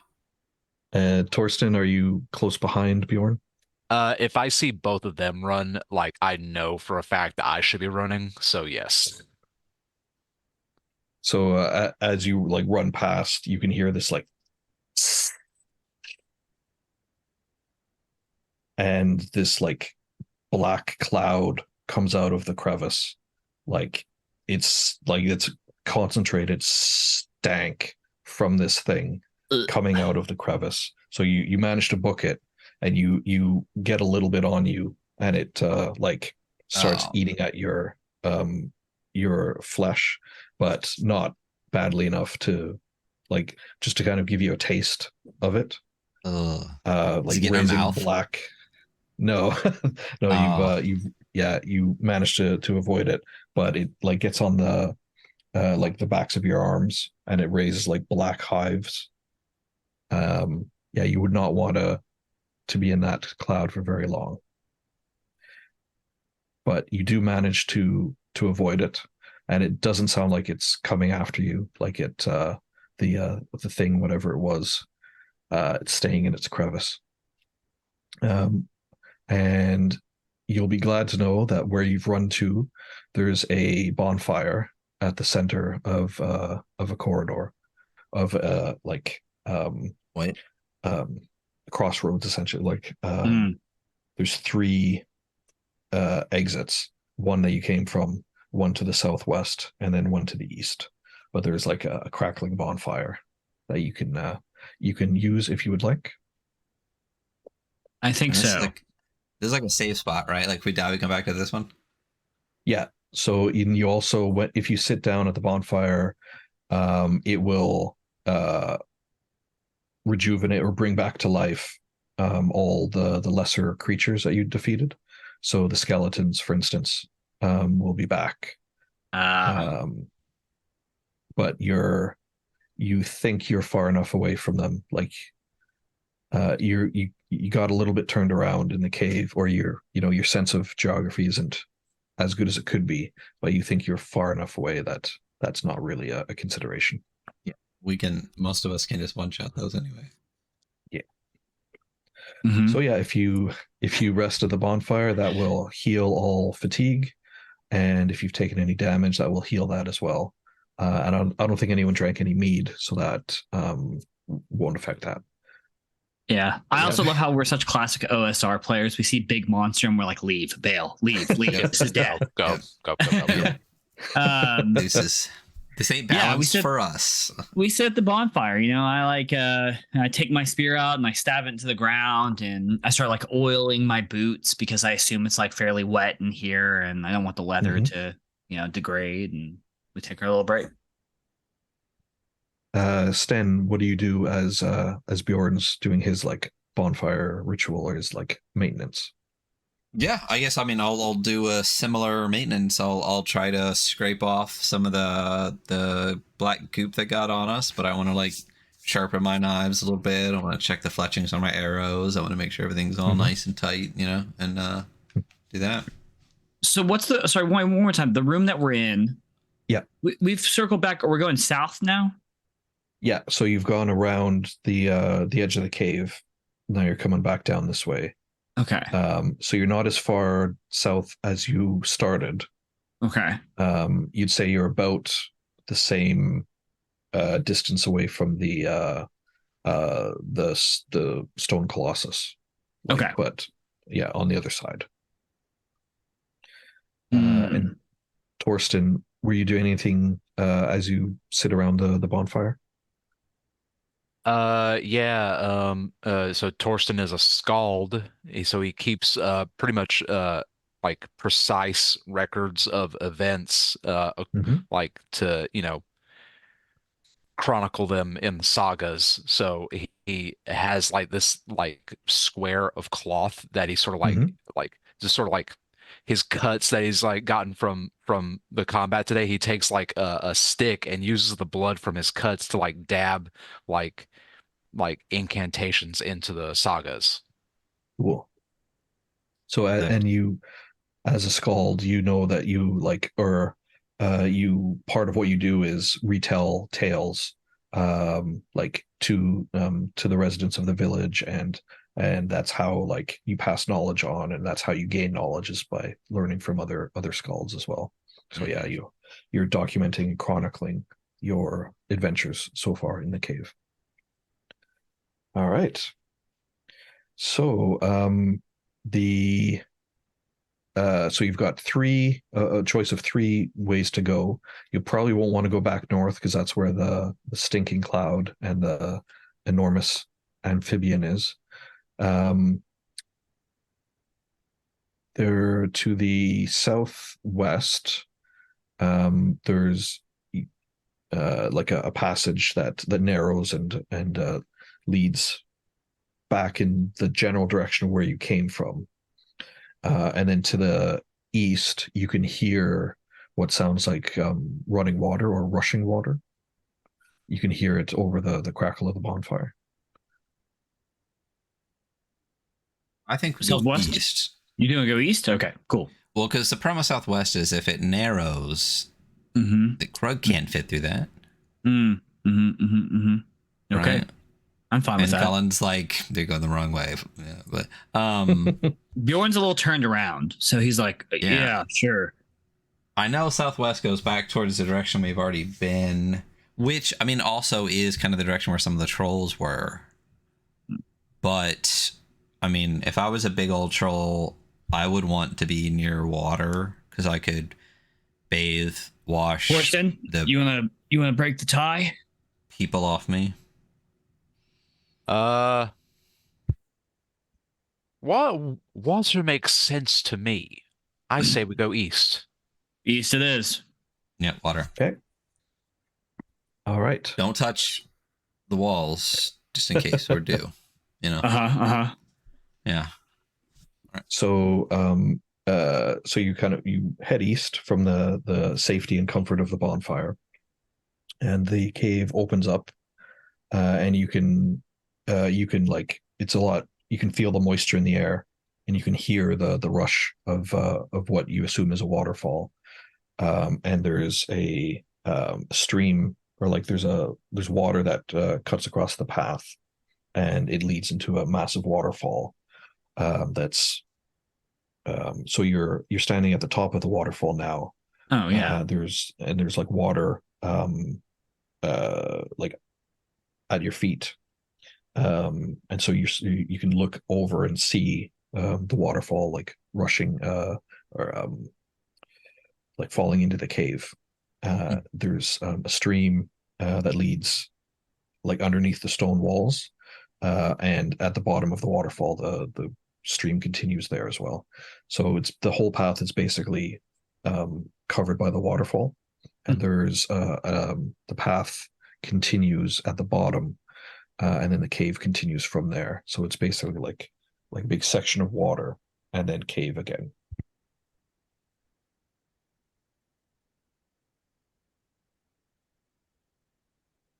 And do we need to like jump off the waterfall, or do we like? You could, yeah, you could like the force of the waterfall is pretty strong.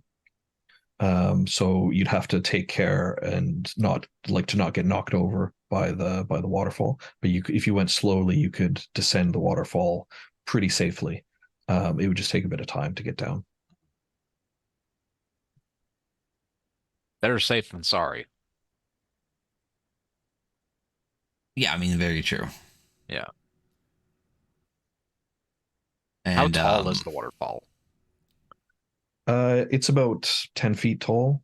So Oh. you're at the top, and it's about 10 foot down to the to where the water's gathering in a basin, like in the stream at the bottom. Yeah, I was thinking like 60 feet or something. I was gonna be like, what? Yeah. Yeah. Well, yeah. Are we gonna get wet either way? Yeah. Well, then fuck it. I jump. Because I can't imagine Bjorn has jumped already. Yeah, you know it.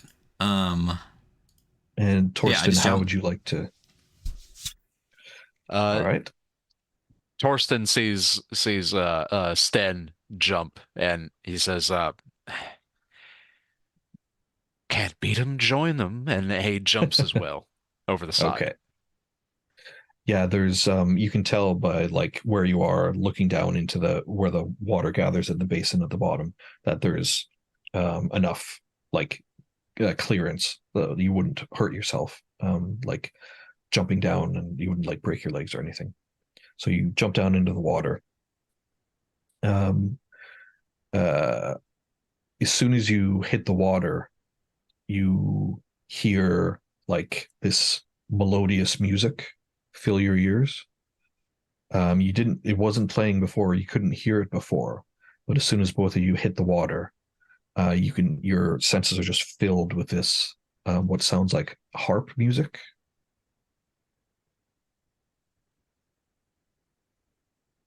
And as soon as you hit the water as well, you just feel incredibly drowsy. Hunter, the other two have jumped into the waterfall. When they made contact with the water, their ears, or like their hearing, was filled with the sound of melodious harp, and they got incredibly drowsy. Okay, Bjorn would have definitely done that as well, just so we're like, so he's also in there. Yeah. He might have jumped in first, actually. That's what I said. Yep. So what this translates to mechanically is that everyone, your inventory is filled with fatigue. So you're at 0 resilience, and the music is just filling your senses. Can everyone make a spirit save, please? My worst stat. I failed.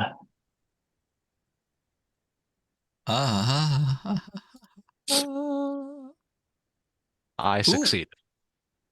I also succeed. Okay. So Sten and Torsten, you shake off whatever it is that's affecting you. And you stand up. So you have control of yourself now. But you still feel led and weighed down. Bjorn, you're still kind of essentially falling asleep. Very Bjorn thing to do. Can we drag him out? Yep. It would take both of you because he's so big. Yeah, the perfect person to fall asleep in the water is our fucking 7-foot giant. Yeah. So you drag him out of the water. As soon as Stan and Torsten, as soon as your body leaves contact with the water, you feel yourselves again. You feel no longer feel the fatigue. It's gone from your inventory. Bjorn, you're still weighed down and you're basically asleep, even pulled out of the water. You can hear the harp still, and there's a rock at the center of the waterfall that you didn't see before. It wasn't there before.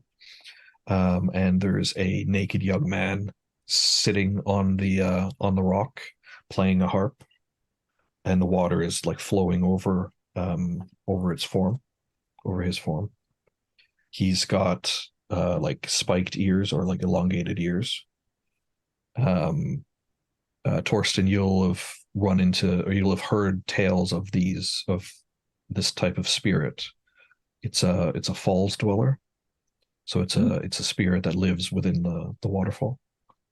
And you know that they're devious and very tricksy. Torsten sees this spirit and turns to his Bjorn's still asleep, but he turns to Sten. He turns to Sten and says, let us leave this place. This is a devious spirit that we should not meddle with. Hey guys, where are you going? I don't disagree with you, but we can't carry Bjorn. We can drag him out of the water, but I don't think we can smack him awake.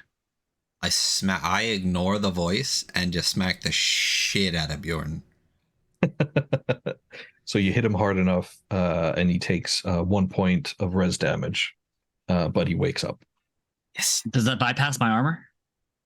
It does, yeah. Because you're basically flat out. And I'm not hitting you in the armor. I didn't punch you in the stomach. The figure on the stone laughs and says, "Why are you hitting your friend? What are you doing?" Just ignore him. Just ignore I him. had a dream that I done offered me her gorgeous round apple, if you know what I mean. That sounds very nice, Bjorn, but we need to get out of here. So my slots are full of fatigue right now, correct?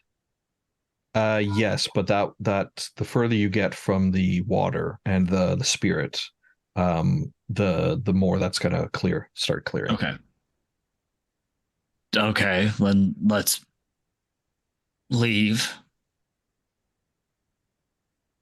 So the cave continues to the south. Is there anything more you want to do here, or you just want to take Bjorn and book it? I wanna ignore the young gent there, just being like, "What are you doing? Stop hitting yourself!" Like, fuck this guy. And so as you stop hitting yourself. Just go. All right. As you kind of drag Bjorn out and leave the presence of the waterfall, you hear the harp like play like a, and the young man laughs, and then disappears. All right.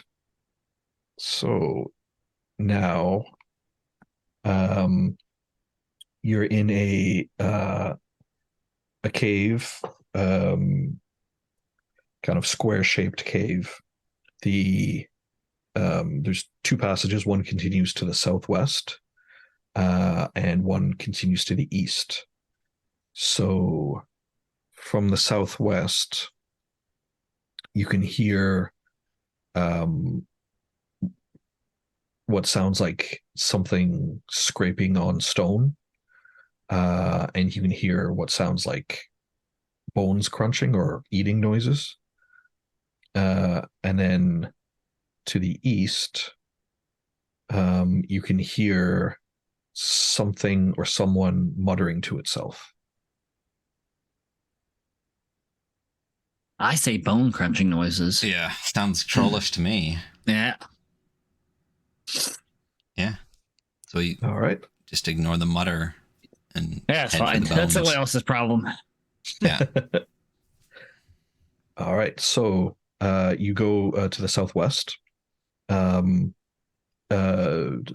are you leading the way, like scouting the way? Yep. I'll be in the front. Cool. So you see like you enter a massive circular chamber, and you can see what looks like living stone, like a form of living stone, crouched and hunched over on all fours at the center of the room, and just like taking massive chunks, tearing chunks out of like an enormous corpse with pale skin and black hair. You recognize that it's eating, like, the thing, whatever it is, it's eating a troll. Mm-hmm. Oh, dope. I back up. Massive stone form, so it's not another stone colossus. It's different? No. Yeah, so it's more like it's smaller than a stone colossus, but it looks like it's made of living stone, and it's spikier than the stone colossus was. It seems to be more agile than the stone colossus was, and it's just like using like great stone jaw, like stone maw, just tearing chunks out of this troll corpse. I crouched down, like, okay, maybe mumbling was the way to go. I vote muttering. Yeah, I think we're gonna backtrack, slowly back away, and then go the other direction towards the mumbling. Cool. Probably a good idea. Right. So the mumbling, you can see a hunched form. There's like 6 or 7 piles around the cave room, and there's this hunched form like digging through the piles. It's got really long arms and stone skin. It looks a bit like a troll, but it's a lot stonier, and like it looks more primitive than a troll. You would recognize this as a rock troll, so a kind of a distant cousin of a troll, a bit less intelligent than trolls can be, and also a bit more brutish than trolls. So they don't tend to live in societies like trolls do, or in communities like trolls do, or some trolls. And it's also covered in this like red lichen that's growing on its skin. So it looks like it's digging through these like this pile of stuff. You can see from a distance it's just like odds and ends, like it's like a snapped off arrowhead, or like the handle of a wooden tankard, just like bits and bobs of crap. And it's just digging through, like sorting it into piles. And it's on the ground. It's got its back turned to you. Are they like in individual rooms? Are they pass through, or? So it's in the eastern side of this room, and the tunnel continues to the north, but the piles are spread out all over the room. Do we just run through? Do we go back the way we came? I mean, this ain't Krug. Yeah. Huh? You said it was a rock troll? Yeah.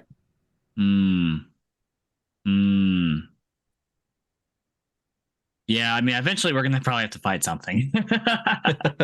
It'd just be nice if that thing was Krug. Yeah. I say we try to move through this room warily. And parlay if needed. Yeah. We have a Skald here. I nudge him like, you're a talker, right? That is what I'm known for, yes. Yeah. So as you're kind of speaking, it like, because it's like super protective of its like piles of stuff, turns around. It's like, huh? What do you want? Friend passing through. You give ting. Okay. All right. What are you looking for, friend? Trinket, shiny. Got it. Got it. I got it. And I'm just like kind of like waving you guys forward, and I'm like digging in my pockets, and I'm just like, I have something here for you. It's shiny, right here. It's shiny. Yeah. And I'm like doing one of these. Yeah. I'm going. So on the character generator, my other gear was fire oil and a small skeleton key. Nice. So could I dig in my pockets, pull out that skeleton key, just like shine it up all nice, and just be like, I got this. Ooh. Oh yeah. Give me. Okay. Can I go through? Yeah. You go see Krug. And thank you so much, friend. Points to. And what's your name? No. Stop. We've gone far enough. It said go. Yeah. I hold it out, but I like back like around the room so that I'm like basically at the thing. And I'm just gonna be like, here you go, buddy. And I just like I throw it high. Yeah. You know? And back out the room. It leaps up with like surprising agility and snatches it. Like, I thought he would just like, ooh, like the whole way. No. Like, ting, ting, ting, ting. And as you go, it yells past. Name cast. Thank you. And friend. Very cool. Great friend. Yep. And I jog a little bit to catch up to the other guys. All right. I didn't know what the fuck that key was for anyway. It has a random chance of opening any lock. Dope. Yeah. All right. I said that in character to the guys, but like now I know that whatever. We haven't run into a lock yet. That's all I'm saying. Yeah. All right. So you get to Krug's door and it's locked. Yeah. Only we had a key. God damn it. Cast. Anyway. Yeah, so you move past the trinket room. And now there's so this is a smaller room. Again, the tunnel continues on past this one, but at the moment you can see there's two human corpses that are emaciated and like huddled together. It looks like, just kind of casually glancing, or like just a surface look, their legs have been broken, and they obviously like died together, starved to death in this cave because they couldn't find their way out, or couldn't manage to find their way out. And so they got any stuff on continues. Yeah, you so you check the corpses. Yeah. Anything useful? Yes. Give me a moment here. You can see that they're wearing clothes that you recognize, that these are villagers from your clan and from your village. They were missing, like they've been missing for months. Two teenagers in love ran away together. No one knew what happened to them. They ended up here. One of them has a horn on them, like a wooden, like a nicely carved wooden horn, and another one has a rucksack, like a leather rucksack on them. Pretty rare. As you remember, these the son was like the son of the Jarl. So he was pretty well off. So he left with a leather rucksack. So that basically adds so it takes 2 slots, but it adds an extra 2 slots when you wear it. So that's still in good shape. So you whoever would wear it would gain 2 slots. Thorsten, you want to strap that sucker on? Yeah, either me or Bjorn. I think you got it. You're gonna be we're gonna give you all the loot. So I want to be the mule. God, I never remember what the squire's name is in Monty Python, the first one. Patsy. Patsy. Patsy. Yeah, the there coconuts. You go. Okay. It's only a model. Cool. Okay, so past the tragic corpses, the cave continues to the north, and you can hear something moving around in the next room. Something sounds like pretty large. It's like shuffling stuff around. You can hear some kind of movement and scraping on stone. We continue forward. Our prey is here. All right, you continue on, and you see indeed it is a massive troll with white hair, and it's kind of digging through a bunch of like loot. There's weapons, there's shields, like dented shields, a lot of stuff you don't recognize, like a lot of stuff, armor and sigils that you don't recognize, but it's digging through like a pile of stuff. You can see it's got a scar across its face, and it's massive. It looks about 20 foot tall. So this is definitely Krug. You found the troll's lair. Is there back to us? It's facing you, but it's kind of digging through stuff. So hasn't seen you yet. Can I backstab it from the front if it's not looking at me? You'd have to get around it in order to carry out a backstab. You could potentially try and lacerate it from the front. I could get its attention. Yeah, so my issue that I have right now is that my character's primary thing is vengeful. So I feel like I'm blinded by vengeance right now, but I haven't decided yet.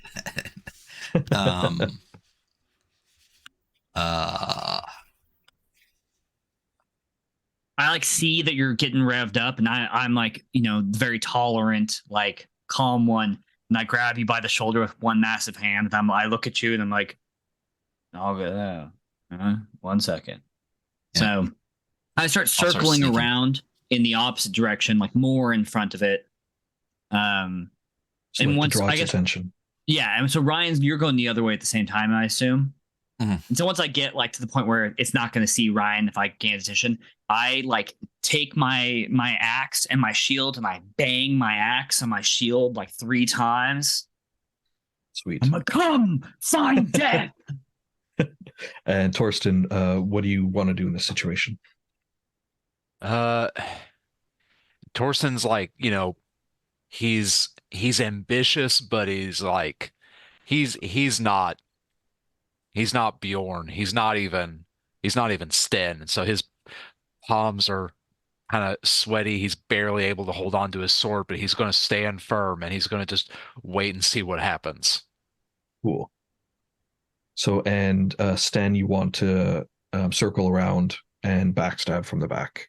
Yeah, like if we went opposite directions and he gets the attention, when he like turns, I want to do the whole like slow-mo leap through the air, 2 daggers into the back, like, you know, slide down the 20 feet, tear his back open, whole fucking, you know, thingamajig.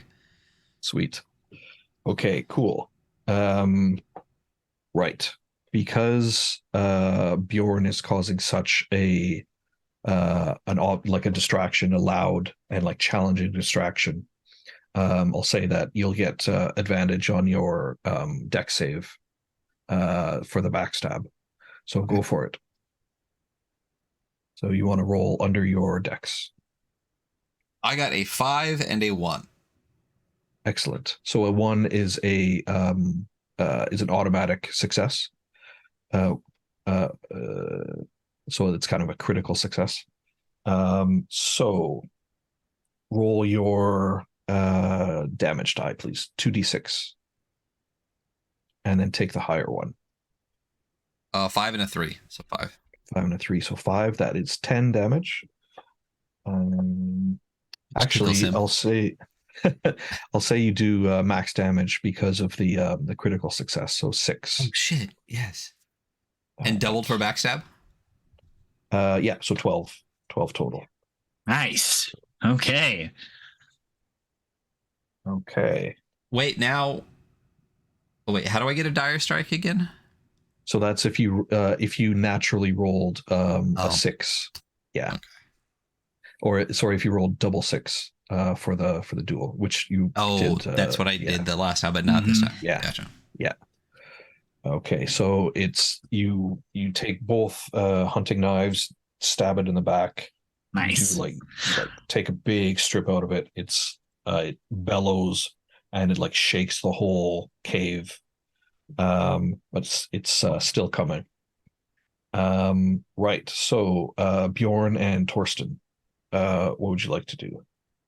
Oh, I'm gonna fucking hit it with an axe, brother. Awesome. I'm gonna hack. Hack. Excellent. So that is a yes. So that causes 1 fatigue, but you do double damage. So roll your d8, please. 5 and 2, 7. Well, just be the 5. Sorry, yeah, it would just be 5 doubled. So it would cool. be 10 damage. Nice. Right, cool. So let me find the stats here. Okay. I assume it's just charging at me, and I just bring my axe down one hand and I hit it. I assume it's much taller than me, so somewhere in like this vicinity. Yeah, probably in the chest. Yeah. It is armored. It's wearing like piecemeal of like stuff that it's harvested. Right. So it is wearing armor. Right. And you did 5 damage. Okay. Oh my god, that is some armor. So what did you? What was your damage roll? 5 doubled, so 10. 5. Right. Okay. So yeah, sorry, it would be it would take 8 damage. So it's got 2 armor. Oh, okay. That's less terrifying. Okay.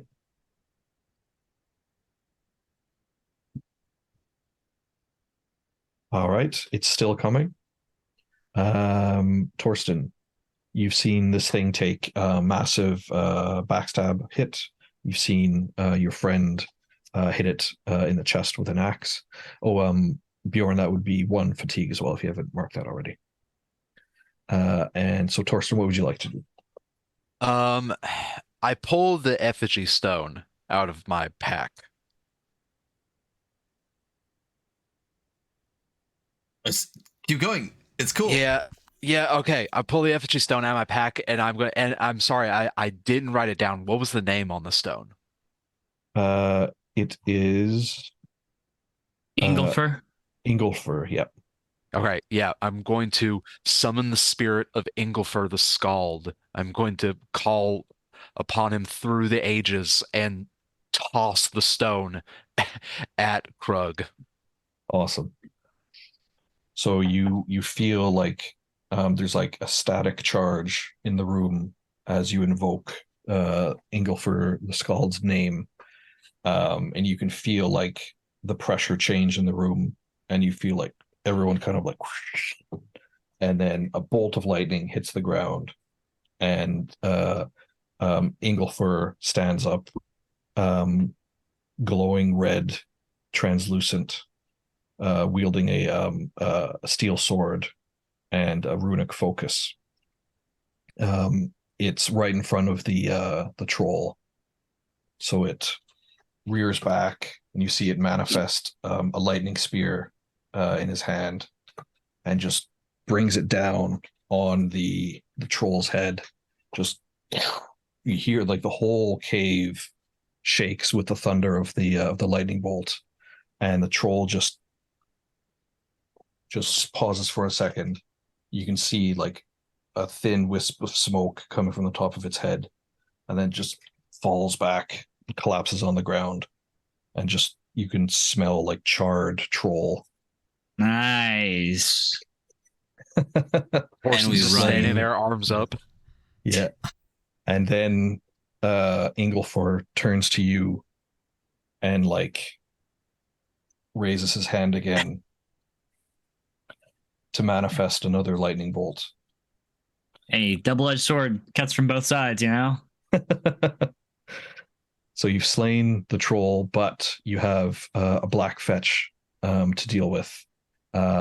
He will strike you with the lightning bolt unless you choose to react, Torsten, or you can take the hit, but it's a magical hit, so it bypasses armor. Oh, I'm going to react. Like, absolutely. I'm going to shout. No question about it. All right. So you summon your own you summon the power of the land through the runic focus, and you shout. And if you can give me a spirit save for that, please, with advantage, just because of the the epic scene that you just witnessed. Didn't help. 15 and 16, and my spirit is 12. Okay. So your faith is shaken by the appearance of this black fetch, and clear visibility, or like clear indication that the power of the gods still exists in these realms. So the black fetch rears back and strikes down with the lightning bolt.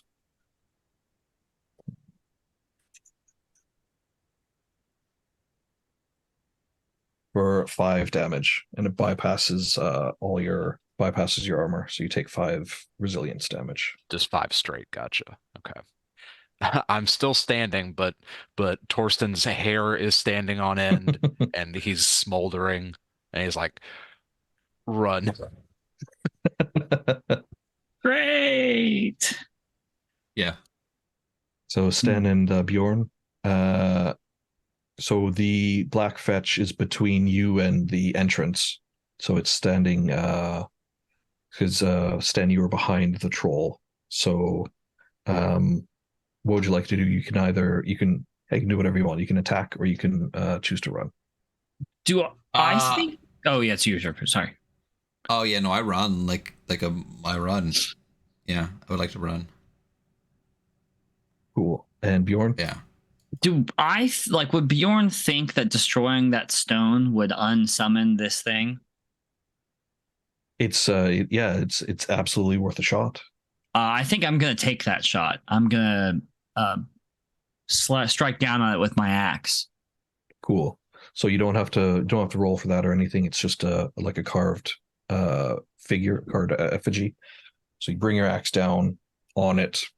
It strikes the stone, or strikes the carved figure with a thunder crack, and you see the black fetch rear back as if it was struck itself, and then you hear another thunder crack, and it disappears, and leaves a charred circle around the effigy stone as it's now broken. All right, congratulations. You've slain the troll. You've defeated the black fetch. and you've conquered the cave. Nice. Good work. We did it. Just another day for Torsten the Skald. Yeah. Great adventure. It was really good. Can we say Cool. at the last thing I want to do when we leave the cave is to go grab those corpses? Yeah. Of the missing. Yeah, absolutely. Yeah. Everything. So yeah. So you'd be able to navigate, like you can't go back exactly the same way, but you can navigate your way out of the cave from here because you're fairly close to the entrance where you came in. Great. Hell yeah. Right. Yeah. Awesome. And that was Runecairn Wardensaga. That was so much fun. Awesome. Yeah, Yeah, that was it- great. so- It works great with 3 people. Yeah, Yeah. absolutely. Well, cool. Yeah, I think the only tripping point would be if one of you died. How does the bonfire resurrection work? So like it'd depend on the warden running it. It could be that that they have to wait until the end of the fight and then they can respawn at the bonfire rather than like having 3 people running around. Yeah. Or it could be that everyone is defeated at the same time. I think it'd be better if like one person just would have to wait out and then wait out the fight. Yeah, I that agree. makes sense. Yeah, I'd say other OSR stuff where it's like you get to come back, but it's after the fight's over or something. So Yeah, that works. yeah, exactly. So Yeah, this so that is was all randomly Runecairn. Oh, I'm sorry, Colin. What's that? Sorry, so this was all randomly rolled. I did some like added some extra creatures from the bestiary, but yeah, the rough outline of the dungeon of the cave was all random tables in the Warden Saga. Nice. It was a very good cave. Like it felt like it had a really nice system and a lot of stuff. Like the harp boy, I wanted to shoot in the head with an arrow so bad, but we were just like, nope, can't. We gotta go. No, But, don't mess with spirits. Seriously, I'm right there with you. But yeah, and you can do all that in the game. And this has been Wardencairn. Wardencairn. We're playing a Wardencairn here, guys. Runecairn Wardensaga Remastered. Coming to Kickstarter. This is Tuesday the 23rd, which would be tomorrow, but anyone watching or listening to this that's not live, it's not tomorrow for you. It's Tuesday the 23rd. So if you're listening to this, that means the campaign is going on right now, probably. And you should go back. Runecairn Wardensaga Remastered. This is a fantastic game. You can listen to our review on episode 25. Colin talk with us on episode 52, and you can listen to this here to see how it's played out. So much fun. So excited for it, Colin. Everything you do is absolutely fantastic. Really great. Awesome. Yeah. Oh, thank you. And I mean, check out We Deal in Lead too.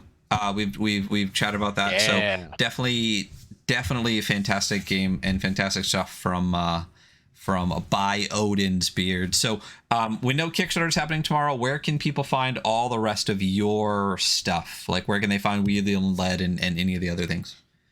So I'm on itch, by Odin's Beard RPG, Drive Through RPG as well.